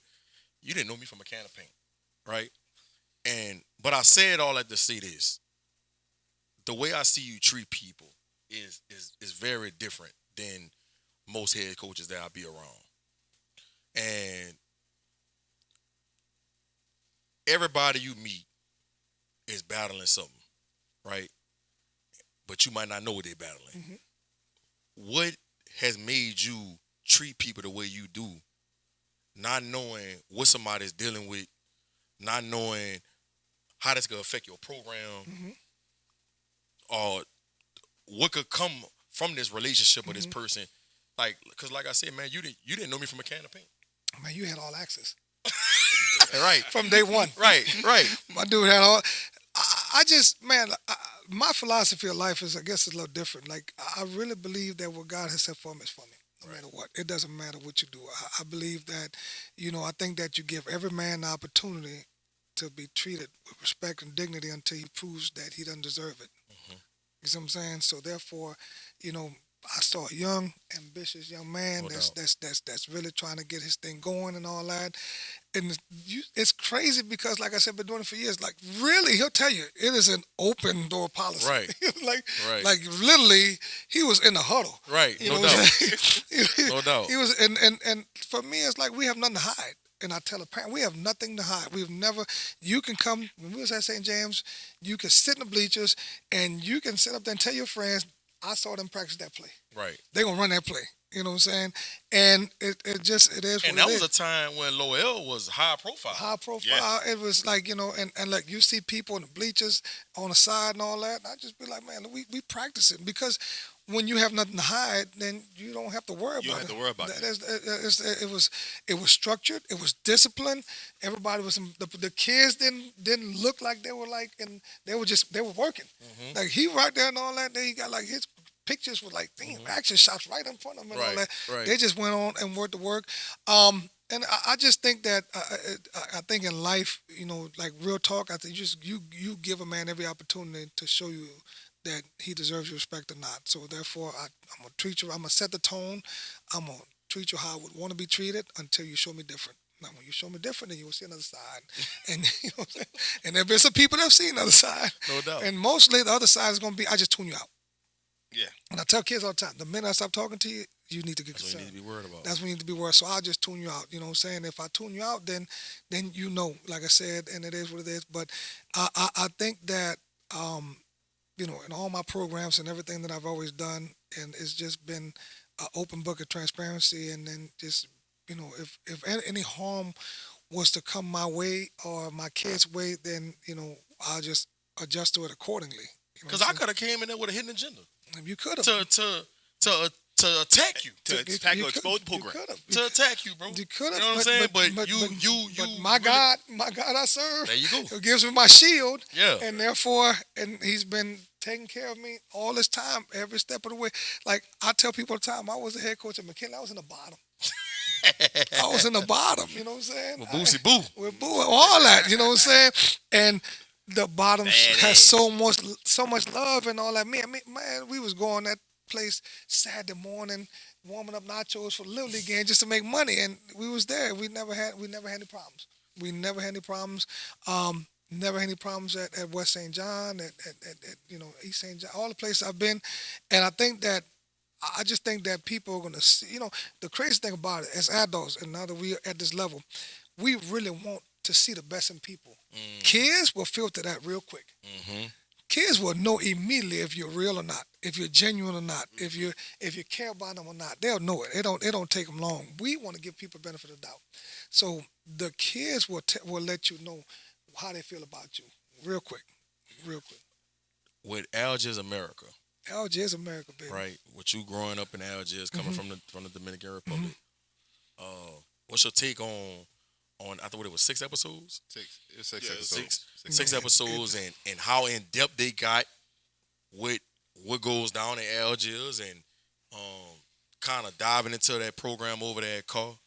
Just what's your take on somewhere you grew up in, and seeing that on front stage like Hulu?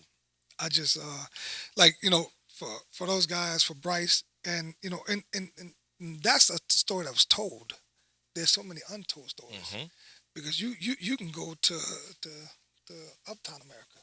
You go downtown. You go to New Orleans, East America. You go to New Orleans, East America, and all that. You know what I'm saying? The East America. The East America, and all that. And you can go to those places and all that.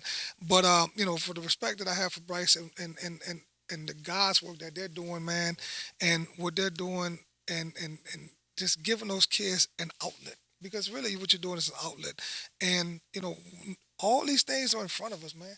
This is the world we live in right now. This is the world that we have to live in. And you know, when I watch that, it's funny because like I watch it with my wife, I watch it with my daughters and all that, and they're seeing that, and I'm like, yeah, I live some of that. You know what I'm saying? I live some of that. You know, like I said, I watched Fred Bailey, who's a teammate of mine, post a picture of him and his brother Robert Bailey, Robert Bailey was my teammate at Walker, who got killed. You know what I'm saying?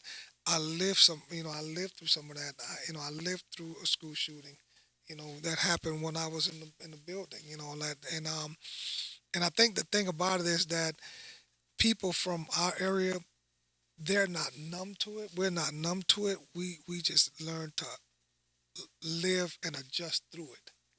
You know what I'm saying? And then we just learned it made us a little bit tougher. It made us appreciate life a little bit more. It made us understand that some battles ain't worth fighting. So therefore, now you see why I have my stance of neutrality sometimes. Because like, man, go ahead, man. I've seen worse. I've seen worse. I've been through worse.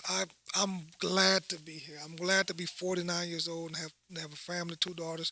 I'm glad that my mom and dad are still living in Algiers. You know what I'm saying? I'm glad that, you know, I have a grandson, and I'm glad of all the people I went to school with. And when we see each other, man, it's special. It's special. It's like, you know, we see each other, so much pride. You know what I'm saying? Whenever I run across somebody that went to Walker, because we didn't have. We just went our separate ways, and we just survived. And so when you watch you watch these parents, and these parents, their biggest thing that they want is their child to have an opportunity to get out. Yep. To get out. There's not a parent that sends their kids over that like, okay, you know what, we're gonna pour into you. We're gonna pour into you. We're gonna pour into you. You know, we just want you to get out and give yourself a chance. You know what I'm saying? We'll be here. Don't worry about us. We're gonna be here. We're gonna survive. And look, man, we've been through it all, man. First of all, we've been through allergies and COVID, and we still like, come on, man. We have to be tough skinned. We have to be tough skinned. That don't mean we have to be different. That don't mean we have to treat people different just because of our surroundings and the place and the things we've been through. And we just been just resilient tough. So when I see what they're doing and how they're doing and how they're giving those kids opportunities and those kids chances and how those kids respond to them and all that, man, that's like, for me, fulfilling. Right. That's fulfilling because I go places that don't have those circumstances, and I'll be like, man, you just don't know. And I know watching it, especially when they're showing certain clips of Algier, where you, man, I know exactly what they. You know what I mean? I know that had to be exactly fulfilling for you, bro, to see that and say to yourself, man, I remember walking those streets. I remember talking to my friends and playing with my friends here and catching a bus here. You know what I mean? And you made it out successful. Man, listen, the crazy part about it is, and I tell people all the time, man, because I saw so much of it, I never had the temptation to even own a gun. Damn. And gun violence is so prevalent. That's what you see. Because It's so prevalent. If you ain't got a gun, it's like, damn, you ain't got a gun. You know what I'm saying? And so, like, if somebody out to get me, just, it's be like, I'm just, hey, man, look, here's the deal. I'm putting my hands up, so let me go. We good, you know what I'm saying? But it was so prevalent growing up because we saw so much of it. Mm-hmm. Like, when I graduated from high school in 1993. And by that time, man, it was like everybody had a gun. Well, you could find it easily. So, like, it was like, man, you know what I'm saying? I never, you know what I'm saying? I never had one. But, bro, tell me, what's the secret? Come on now. We can't let these viewers just leave without no. Bro, you ain't just grow up like that and just turn into this good Samaritan. No, I'm not. Like, what did your daddy, your mama, like, we know it's not in the water. We know it's not in the water. I mean, how did you become that kind of person? Come on. I will say this, man, and like sometimes my wife be like, why you don't say about me like that? You know what I'm saying? But no, I have a single mantra in that I never want my mom and dad to have to answer for my actions. Because they did so much for me. Mm-hmm. You know what I'm saying? So like they put their whole life aside for my sister and I. I mean, you talking about they just came to the United States. My mom washed dishes in the Hilton. My dad was a scaffold builder in plants. That's like the lowest level. Damn. You know what I'm saying? That's all he did. I would watch my dad come home so dirty that he would take his clothes outside. You know what I'm saying? And he had clothes underneath, you know what I'm saying? Because he had the overalls and all that. Take his boots and all that stuff outside. So I could never repay them. I could never repay them for what they did. So the only thing that I pride myself on is to make sure that they never have to be answered like, man, what the hell, Robert? Why would Robert do that? You know what I'm saying? And somebody calling my mom like, what was he thinking and stuff like that. So I cherish that. I cherish that because I can't pay my parents back for their sacrifice commitment. I just want them to be proud of me. So I'm not perfect. Like I said, I do dumb stuff. Right, we all do. Like I said, I'm really like a clown most of the time. Like, you know what I'm saying? Because I just want to have fun. My thing is just look, everybody laugh, everybody have fun. Let's work hard. Not when my feet touch the grass and you seen it too, I just transform into like something different now because my football. When I played at Carr in the junior high, football became an escape for me. And I cherish that very dearly because it allowed me to escape from everything. Right. Like, I'm crazy. I love football practice. Like, I would never miss football practice. Like, because that was for me, for 2 hours or however long it was, I could escape. Your sanctuary. You know what I'm saying? And then, even with coaching and all that, like, practice was like, okay, the world is over there. We over here. And we've always been able to lock in and all that. And as a head coach, it's just like building a bubble for my players and my coaches. We build a bubble. If you ever, anywhere that I've ever been, and you notice, we don't pay attention to nobody else but us. We just build a bubble. And so therefore, we have our own little bubble. If you watched us when we was at St. James and all that, in pregame, it was just like, we didn't know nobody was there. We knew the fans were there, but it was our bubble. So, and it's a support system and all that. Don't have all the answers, like I said. I've lost some games that, I'm like, man, but we've never been afraid to play anybody. Never been afraid to play anybody. Line them up. West St. John lined up 27 kids against West Jeff. against Holy Cross. And the games, we played Walker when they was at their peak and all that, and it was like 13-8. So and just Sound like saying to all fans, got a treat. we gonna get after them. We gonna get after I can't wait to cover it. When you was at Southern, was Aeneas Williams was your teammate, right? No, man. Come on, man. I'm just 49, man. He look good though. He look good. In the Hall of Fame. One of the best corners He was ever right played. now. He was a couple of years. He was a couple. Not So that when far I got removed. there in 90, when I got there in 93, I think he finished like in 91 Yeah, or so 90. two years Yeah, removed. there's a couple of years and all that for me. But man, we had some dudes, man. Like I'm never like when I got there. I'm You like, played with Jaluka, huh? I play with Jaluk. And Jaluk is the smartest, slowest free safety ever in the history of strike football. Look, that one-handed interception he had in the Bayou Classic, it was classic. Jaluk is I owe so much to Jaluk because to today he's still a mentor. But I was when I came out of high school, got to Southern, I was a hot head, young. Thought that I was football. I was a gift of football, and he was the one that had to sit me down and kind of mentor me a little bit and all that, and still mentors me and all that. But we have a special relationship, and like I said, all those guys, man. Like I said, we But you played with Poochie. I play with Poochie. And Michael Bush. Yeah, I play. Michael Bush was our high school coach. Yeah. Poochie was there, and I'm looking at Poochie. I said, man, like I said, this dude a guard or a fullback, man. But he was running. Poochie in Mississippi now. Yeah, he's in Mississippi. We had so much, like I said, the relationships that we built and those men that were in that program, and how Southern with Pete Richardson, how we transitioned into just 1993 and 95 national champions and all that. And just you look at the Kenya Rounds is a lawyer now. He was on that team. You look at all the guys, that's what they're doing. Like Sean Preston's on that team. Malik Boyd is in the front office with the Buffalo Bills. We got doctors. Wow. We got doctors. We got lawyers. Carlos Leach is a big-time doctor in Tampa. You know what I'm saying? He came in with me as a freshman. Keith Foster was Keith Foster, and we had the Deemers and all that came, and all that came from. It was a collection. Like Andre Davis was a big time. Went to Jacksonville. Like we had some dudes that we brought in that year that was like some real solid football play. Kenyatta Sparks was on that. I mean, so many guys that were on that team, and like it's a brotherhood. You know what I'm saying? And like I said, even with being at Grambling and the guys that I met at Grambling that I played against, and we start talking and start telling stories, is like crazy, like how much football has done for us, you know what I'm saying? And then we just really prepared us for the rest of our lives. One last question I want to ask you before we get into Coach Valdez's favorites. Okay. Oh, Lord. I'm scared now. Man, I really respect your leadership qualities. I've always admired it. What advice would you have to people that wants to get into leadership? And it don't necessarily have to be a head football coach. They might be be in leadership in a school or leadership in a company, whatever it may be. What did you get those leadership qualities, and what advice would you have to somebody that wants to be in leadership? It's crazy because I've had so many great men that I've been witness to, like from my middle school, Coach Ott, because Coach Byron Jones was a guy. I've had, like I said, Larry Favre and Pete Richardson and Ronald Guerin, who called me the other day. And I've had so many great men that poured into me. But what I say is I think you got to find your own niche. My thing is that I really do care about the interpersonal relationship when I meet somebody. When I meet people, like when we met, we hit it off, you know what I'm saying?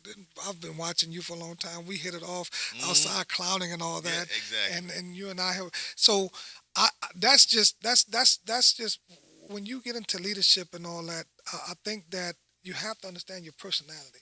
And my personality is that I have had a gift of being effective in communicating with people on all levels, and being able to process where you're coming from, so I can adapt to you, so I can adapt to that situation. So, leadership is serving. Now, don't get me wrong. I have a drive. I really, to be honest with you, my drive is that I don't feel that I'm successful yet. Wow. I like my wife and I, we talk about those things. And my drive is that I'm still chasing success. I still feel like I'm still chasing. I still feel that my best is yet to come. for some reason, You're not in your prime yet. now I don't feel like I've got there, and then so I'm That's what's up. so like I'm chasing something internally that's gonna give me my best. Like like as a head coach, well, how can I be a better head coach? How can I serve my people better? How can I make, like, I'm on this drive right now, like like I said, with Levanta Davis and Tyler Lewis. I'm on this drive right now to allow people that I've worked with an opportunity to build their own dreams. Like, get your own home. Go be a head coach over here. So what I'm saying, and we'll talk about it. Like, call me, whatever they call me. I'm like, all right, let's talk about this. Let's look at this situation here. Let's talk about this situation here. So I'm just trying to just help other men, live out their dreams and all that. Because Right. I like I said, I've been blessed, but I mean, it may sound crazy, but like I still feel like my peak is yet to come.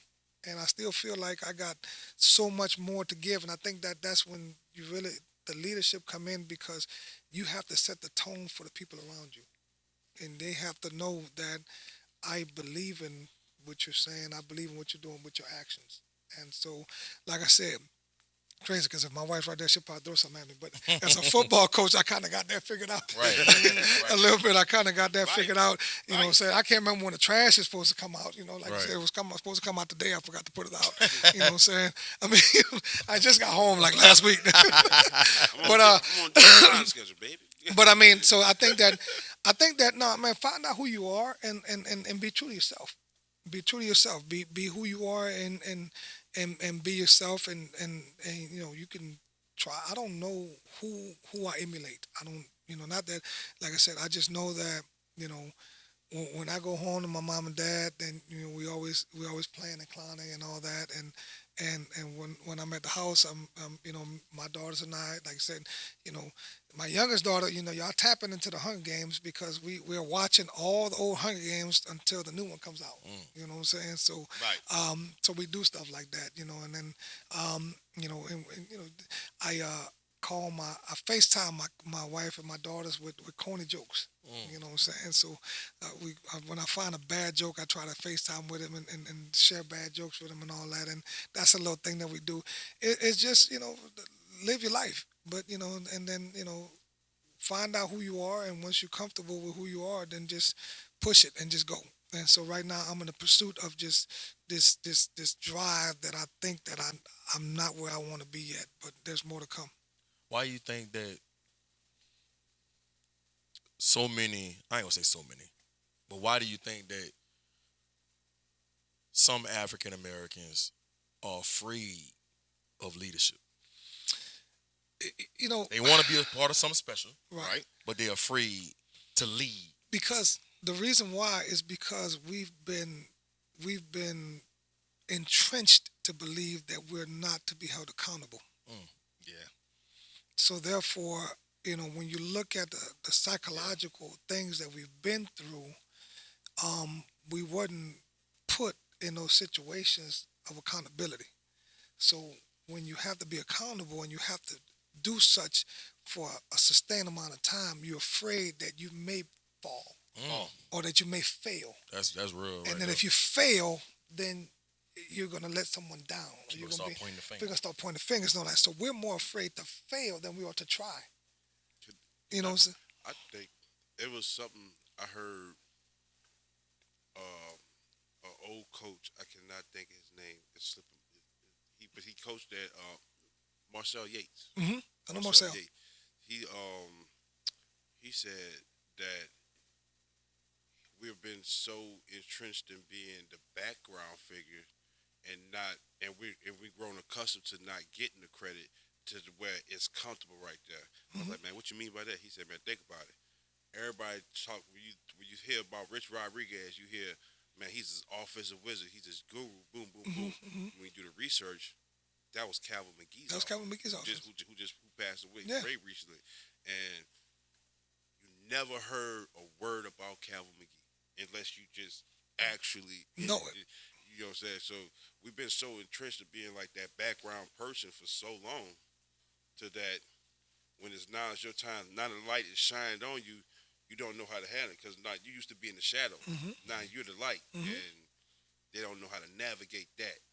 Well, I'm gonna go on and say it like this. Some people want you to stay in a certain place. Yep. Supporting cast. It's Yep. important cast. And then Supporting what cast. happens is when you stand out, and when you stand out on the limb, and you stand up for your value and your convictions and the things that are important to you, then you better be successful, or else they'll try to ostracize you. They'll try to diminish you. They'll try to basically eliminate you. And look, man, let me tell you something. I've been through some things in my life with those things. This success and the things that I've been able to do, man, it's caused some friendships. It's caused some friendships. But as long as you put your family first, and you believe beyond a shadow of doubt that you're not hurting anybody, but you're doing things as right as you know how to do it right, then you just got to be able to hold a rope, man. If it's like a strong wind. What's gonna stick to you is gonna stick to you. What's not supposed to is gonna fly by. I think it's very important, bro, to be able to show young people on how to be leaders. Yeah. I think that's so important, and that's something I'm passionate about. That's something that I'm learning still at 39 years old, how to build leaders into young people, because we don't have to play the background. No, We Not don't. saying we got to step out in front and act like we know it all, No. but we need to be more. We need to have more leaders that's our kind. right, Yeah. That look like you. right. Yeah. That's just what it is. And that they want to be led. They want discipline. They're impressionable. So therefore, they're looking at us for that guidance. So everything that we do, they're watching us. Yeah. So therefore, we have to be able to understand that mission as men, as that like they're gonna. It's an old saying in college. They're gonna do what you teach and what you tolerate.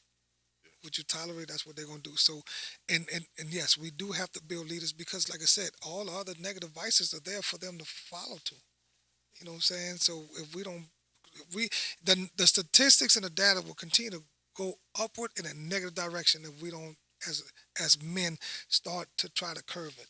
And so building leaders, we don't need them to be presidents, but we just need them to understand how to just be able to pour into someone else, so that therefore it become a trickle-down effect. And I think it starts by teaching them that it's okay to fail, but don't accept failure. Right? No. You know, It's going to happen. It's gonna happen. You learn from it. You learn from it. They want to be learn so that. I think that's the biggest thing with this generation. The ones that want to step out and I want to be a leader, I want to do this. They see if they want to do like the social media or like do the sports coverage deal, and they see G-Sportz, they see G-Sportz. They see the final product. They don't You see see the final product. They don't see the G-Spotsports. They don't see the iPad. They don't see the grind that took. They didn't see the finished product. Like, and they think that if I'm not at when I start, if I'm not at where G-Sportz is right now, Right. I automatically no. Overnight success. You have They to believe fail in they believe in to get to microwave. where you at. They believe in microwave culture. Yeah. You put the grits in the microwave, you put it on there for a minute, and you come out, you can start eating. And That's you go- not Think how about it it. works. It's instant That's not how- gratification. that's not how life They works. buy- They ain't how life works. No. Everything Yeah, they like do is by reels, clips. You know what I'm Yeah. saying? 15 seconds. So like Shorts. they think Their it's attention success span is is 15 so- seconds. You got to give them short. 15, 20 seconds. Yeah, that's Yeah, it. their You- attention if- is such in that derivative of time to where if you don't get them in that derivative of time, their attention or their thoughts or whatever it is goes somewhere else. Yeah. Where in our generation, where Google didn't exist yet, right? Facebook, none of these social platforms didn't exist. Probably had MySpace or Black Planet or something. You know how we had back There you then. go. You're talking now. Talking my age. Right. Right. Well, we had those things, right? Right. And so we had the old AOL. Yeah. Everybody knew about to get on the computer. He logging on. You know, what I'm yeah. saying? You got I showed that picture to my daughter one time. She was like, "Daddy, what's that?" I'm like, "What?" Yeah.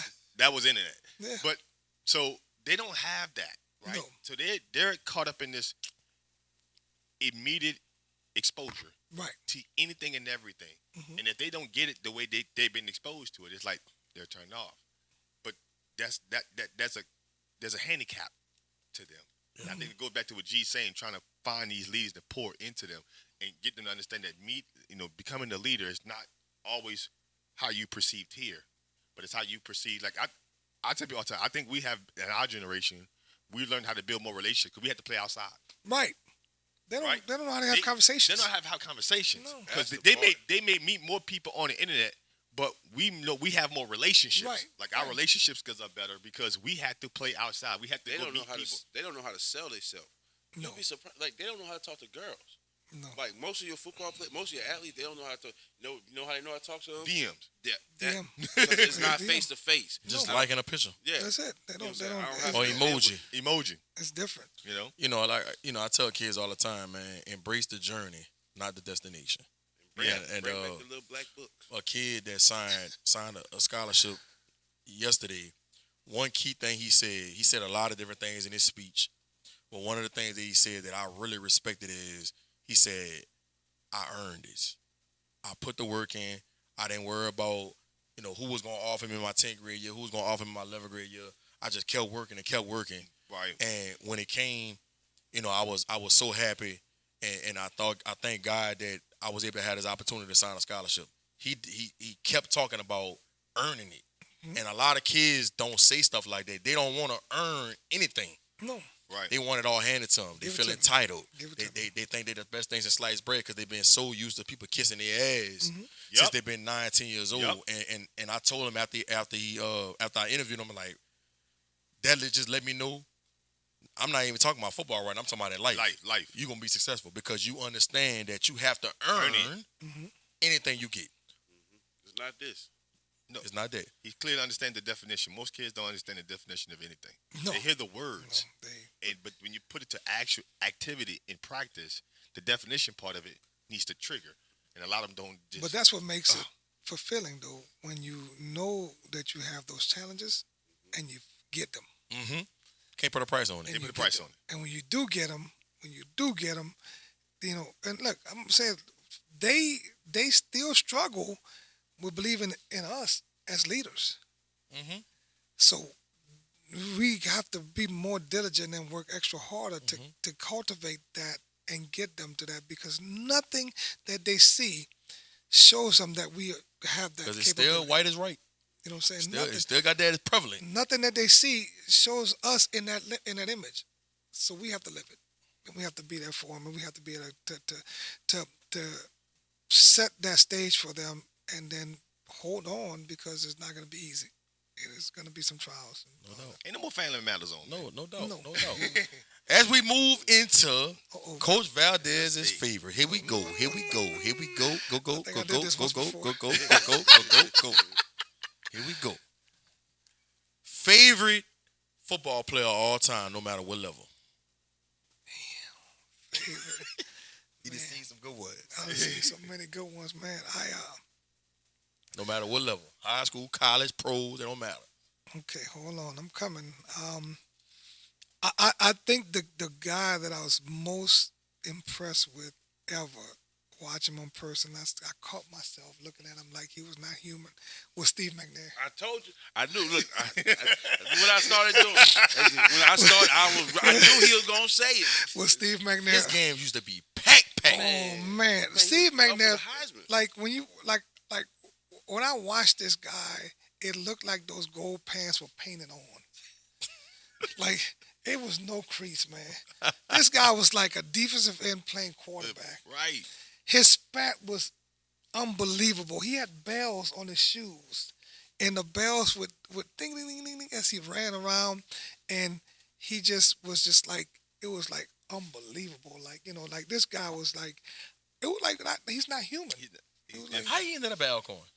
That's what he's What's the from story? Mississippi. But I'm because saying, what's the story they behind it? wanted him to play DB. Yeah. Everybody So, wanted, and Miss- all the big schools. Yeah. Mississippi State and Ole Miss said DB. Safety. safety. He's Yeah. big. Yeah. And Alcorn was the only school, because he didn't want to leave. He didn't want to leave the state. Right. Because when I went down on a recruit trip, they showed us the Troy game. Mm-hmm.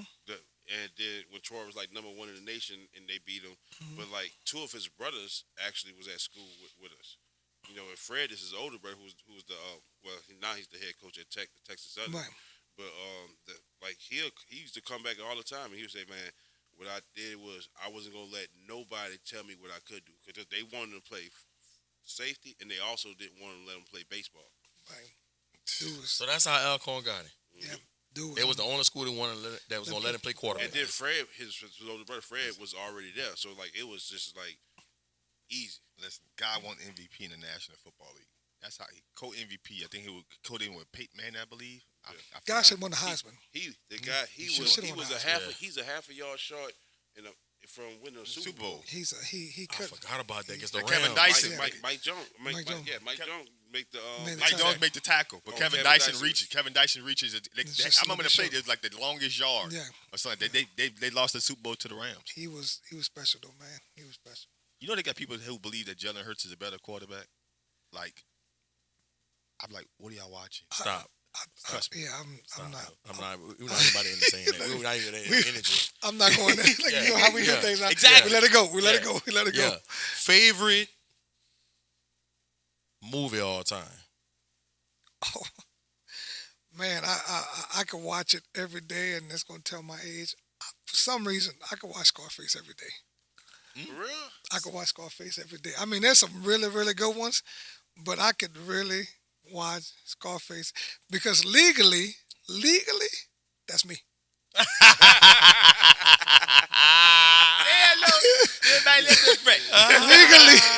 Legally, that's me. If I'm going down, I'm going down like that. Right, You know what I'm saying? right, So right. legally, let's let it equate the football instead of the dope game. You know what I'm Right. saying? Well, But, Right. Because but if I come over to your house and you got in your man cave, you got a pound of cocaine on the no.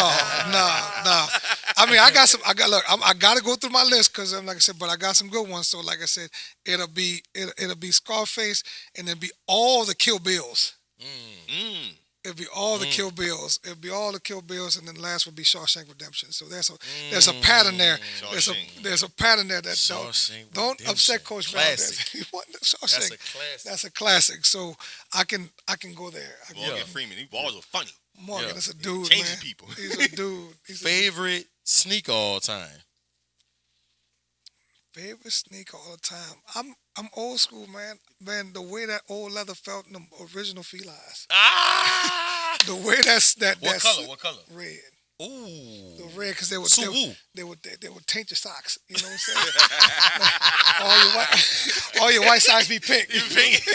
That's when they changed the leather up. Right. When they came on with that real authentic leather. Right. That red, dog, you better put some black socks Right. on them things. But Right. but right that, there at Oakwood Mall. what? That, boy, I'm telling you, boy, that red. Right. And then that leather was that soft leather, so it will wrinkle a little bit. So you in that circle walking like, you know what I'm saying? But that was the one right there. That was my one right there. That Favorite place to eat in New Orleans. Ooh, this man, that's a tough one right there. But no, I'm gonna go on and just say it, man. Look, it's Drago's, man. Drago. It's Drago's, man. Charboiled oysters a winner. It's a winner. Look at it. It's a winner. I never ate charbroiled oysters till I went to Drago's in 2011. You would be proud of me, bro. I eat charbroiled oysters. There you go. You need to try mine. I eat that. They gotta be jacked up though. Man, mine. And first of all, we ain't jacking them up. It's just the original, though. No. Yeah. It's the I original. can eat the original and I can eat them jacked up. They're I jacked can't up. do it. I got to put the cheese, put the bacon, I need it on You there. need all I mean, that. that's on there. fine, Dan. It's good. I give me the original ones. Oh, it's so bad that I caught myself going to the fish market and buying like a sack. You know how hard it is to shuck shrimp? I mean, to shuck oysters? But you know you go to Rouse's now and get them already shook now in the box. I didn't know that. Yeah, Back yeah, then, so- I messed around and bought the Yeah, whole thing straight yeah. out the Then it made it doggone easy on us now, ocean Coach. and all that, and I'm grilling them and doing all that. But Yeah, because I got tired of buying a sack. Because Yeah. every holiday, my family want me to shuck them and grill them. I'm like, bro, y'all ain't got to Now- be in the back shucking these oysters. A whole 70 oysters in a sack. Now, part two, like I said, I have to have a part two of that. So it's Drago's, then Dini's. Dini's, okay. Then Dini's. Yeah, Okay. because the barbecue shrimp at Dini's is Okay, I like their breakfast. With the, I would do Dini's. That crawfish omelet. I would go Jack Dempsey's over Dini's. I mean, you know, I'm to each his Tomato, own. tomato. I mean, you know what I'm saying? You want to go get the doggone, you know, like I said, it was a gift certificate. I want people to know it was a gift certificate. You know what I'm saying? Well, no, but if you go get that tomahawk from Fleming's, you know what I'm saying? That's a life changer. It's a life changer now, you know what I'm saying? But it was a gift card just for the public. I don't, Coach Valdez, don't live like that. Going Fleming's going right. You better go right. You go There you Fleming's. You better go right. You better go right. Five Don't stars. take your girl there and be trying to ball in the budget. man. Right. This ain't your Red Lobster trip. That ain't the Right. ain't no Not Captain D's. Applebee's. Ain't no- Not Applebee's, brother. Right. Favorite place to visit? Only been so many times, but Jamaica. Mm. Jamaica.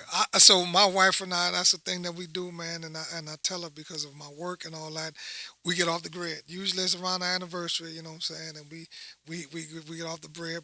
But we've been to we went to one resort like 5 times, I think. You know, what I'm saying? Then it closed it down. We made so much, it made so much of us.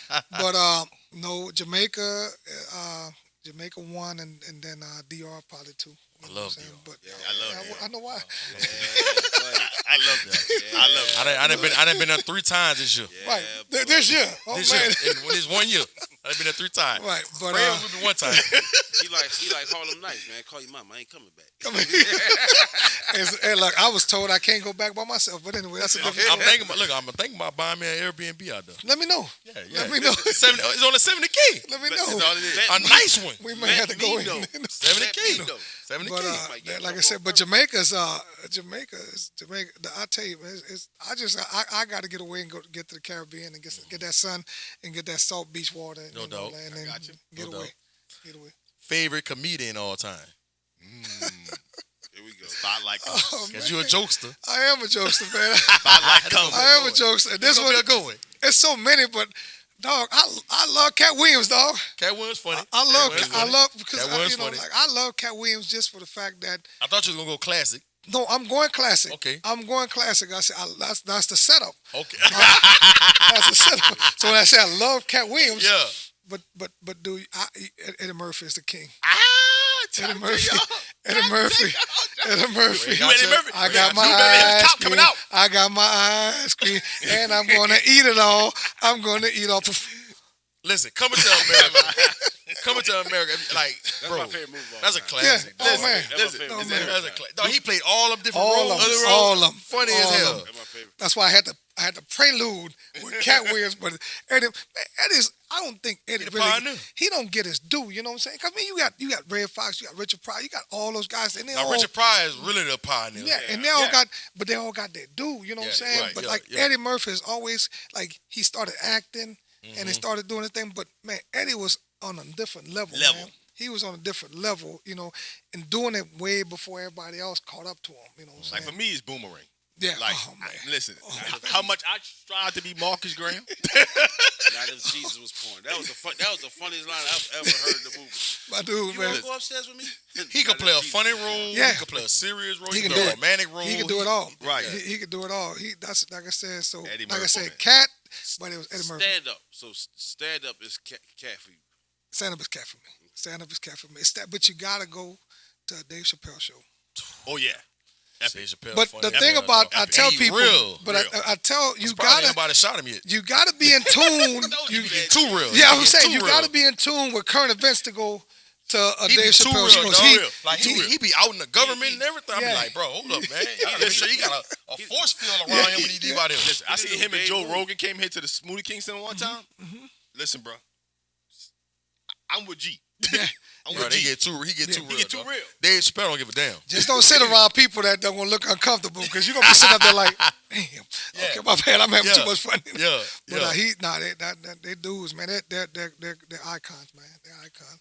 Favorite coach of all time that made the most impact on you, no matter what level. Ooh, that's I gotta say my offensive line coach Garrett Smith, and the reason why Garrett Smith when I got to Southern is because he didn't curse. Come on. He didn't curse, and lo and behold, I tried everything to get the man to curse. You know Right, what I'm saying? right. But he was consistent. He was solid. He was a man of faith.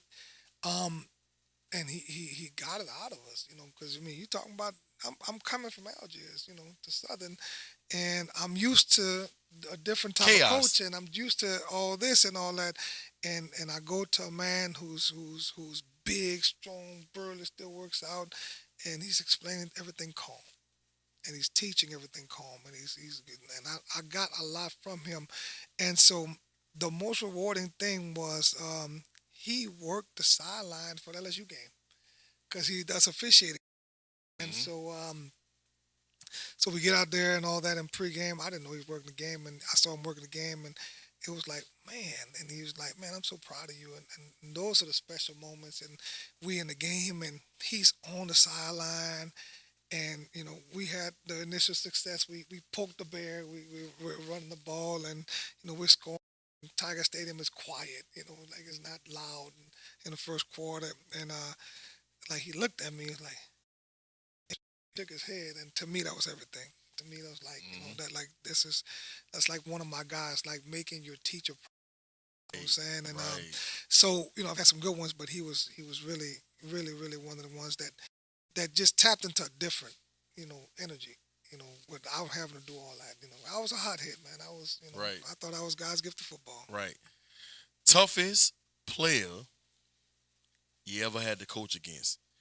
And what I mean by that is when you was watching film leading up to that game on Friday, you was like, man, I don't know what we gonna call to stop this kid.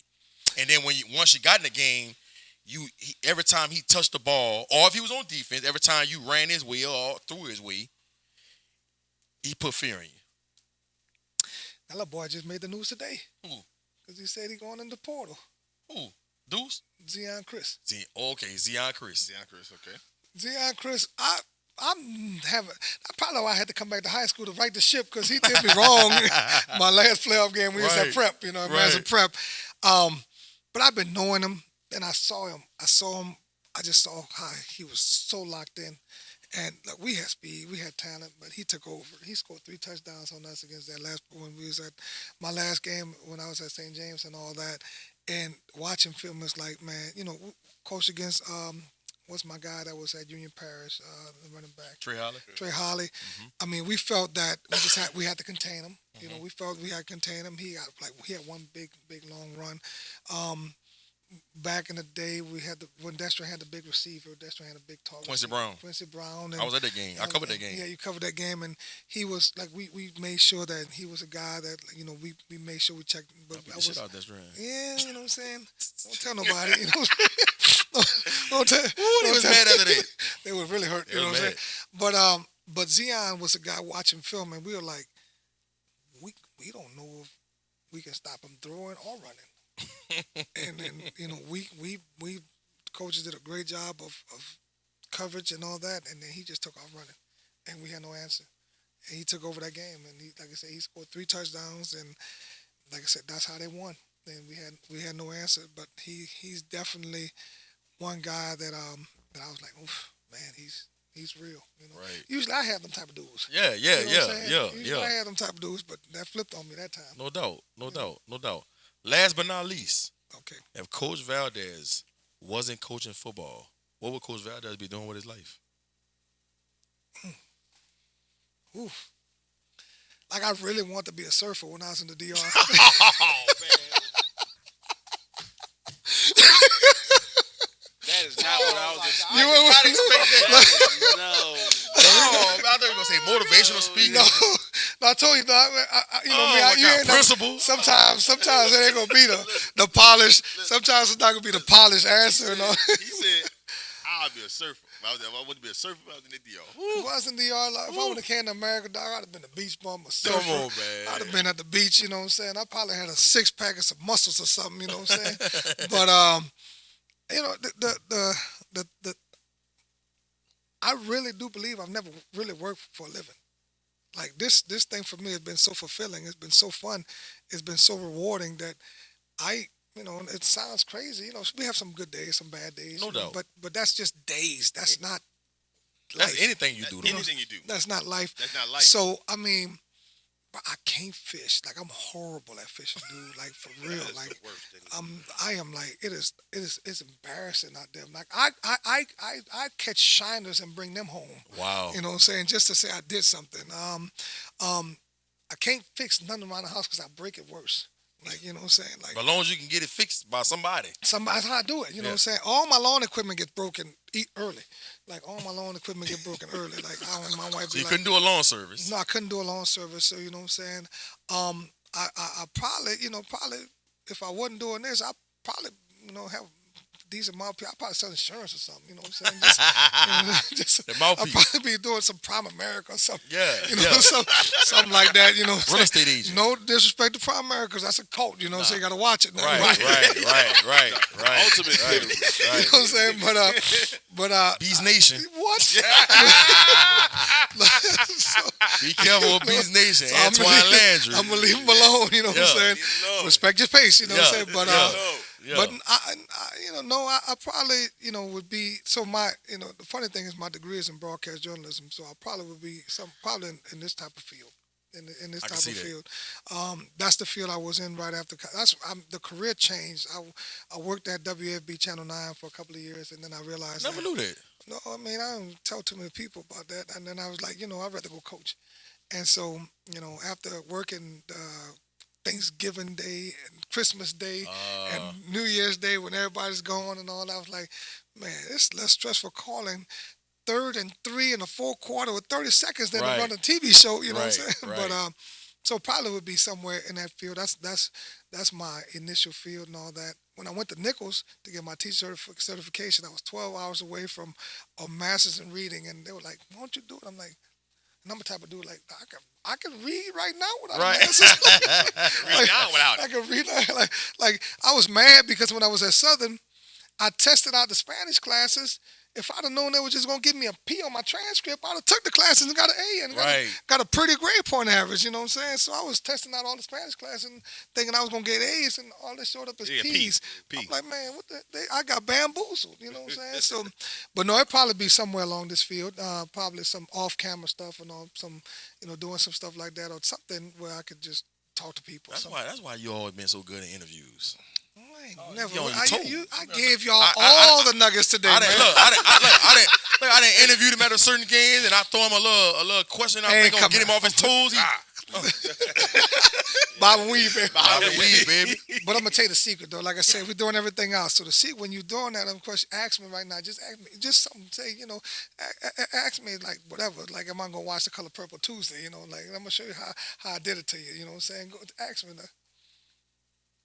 If you watch, what you gonna do when you watch The Color Purple Wednesday? I'm gonna look up there and give myself a little second. Every time I do it, think about it. Go back and look at your videos, dog. I always look to the top of your head. Just let me. Okay. Well, you know what? I really think this is a special day for the ladies. I think that I'm looking forward for my wife and daughters to go see it first and come back and tell me. Then I'm gonna go check it out. You know what I'm saying? You're a critical thinker. I'm gonna look up and be like, okay, damn, give them that one. You know what I'm saying? So that was my little secret. Them tough ones. Yeah, here we go. Let me give him that one. I'm gonna give him that. So I ain't giving you nothing to stick. I mean, I ain't doing that. You ain't getting no bulletin board. Right. You gotta find another way to motivate your guys. I ain't giving it to you. Right. No doubt. But you give it to me, it's on and popping. It's on and popping. You know what I'm saying? But no, I like I said, just that prepared me. You never know what is gonna prepare you for life. And so, going and being in that field is just, so I'm always on point as to how I'll answer something. One thing I always appreciated about you is you just always been so authentic and true to yourself. And a lot of times I think when people be in leadership roles, they kind of get away from who they are. Mm-hmm. And you never done that, man. No. And I think St. Aug has made a phenomenal choice.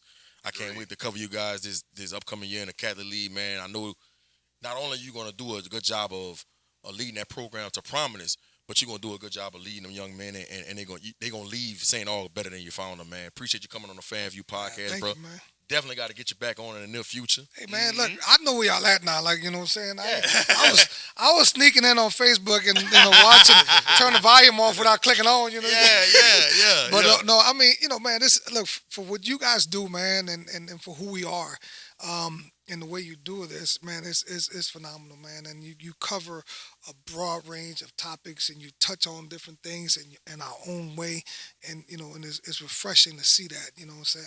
I'm like I said, I'm excited. I'm really, really excited about this opportunity. I think I'm energized like I don't believe I've been before. Mm-hmm. And so it's a challenge, and just to be able to, I saw a couple of the guys and a couple of coaches and all that. it's an honor, this league, not to take anything away from anybody else, but, you're talking about this is the biggest market in the state. This is the biggest market in the state. And then to be able to be center stage at the highest level, and when you look at it, it's like, man, it don't get no bigger. It's no better than that. It's Rocky, and I'm Rocky, and they're Apollo Creed, you know what I'm saying? So I got to go in the ring and be able to, to slug it out and get after. But I really think it's going to be, for me, it's fulfilling. It's very fulfilling. And like I said, man, I'm a fan of you guys. And like I said, all you guys are guys that I admire for what you're doing and how you're doing it and all that. And, man, it's good. I'm going to be me, man. No I'm doubt. always going to be me. No doubt. Coach will tell you, like I said, man, if you ever see me down, then something really wrong, you know what I'm saying? Because I ain't going to give it to you. Right. I'm not going to give it to you. It's just, like I said, and then we roll with it. We don't necessarily have to give people what they want to see, because they want to see. So they want to see you fall. They want to see you fail. Everybody that's looking at you ain't cheering for you, and it's okay. It's gonna be all right. But that's your prerogative. I'm gonna just continue to do the things that I do, as long as I don't hurt nobody, as long as I respect people, as long as that I'm having fun doing it and all that. Like I said, and it's just me. That's what you get. Keep doing it your way. Y'all already know what it is. Listen, that's the FanvVew podcast. Listen, get locked in, get subscribed. FanvVew podcast if you're on YouTube. FanvVew podcast if you're on TikTok. FanvVew NOLA if you're on X. FanvVew podcast if you're on IG and Facebook. Don't forget to subscribe to us if you're on Spotify, Google Podcasts, Apple Podcasts. Don't forget to follow G-Sportz. You know that. I can't help you if y'all need to rock. We all on social platforms each and every day. Get subscribed, get tuned in. Hit the like button, hit the notification button. That way y'all get subscribed, get locked in each and every time the FanvVew podcast comes out with a new episode. Listen, I'm that boy Fred. G-Sportz, man. And before I sign off again, happy holidays to y'all from the FanvVew podcast. Coach Hurricane Hen. Back at it again. And again. For the glory. Gotta put that on some shirts, man. For the glory. For the glory. I'm gonna say I'm gonna say off camera what y'all should put back on the shirt. Let's go. And with that being said, we out.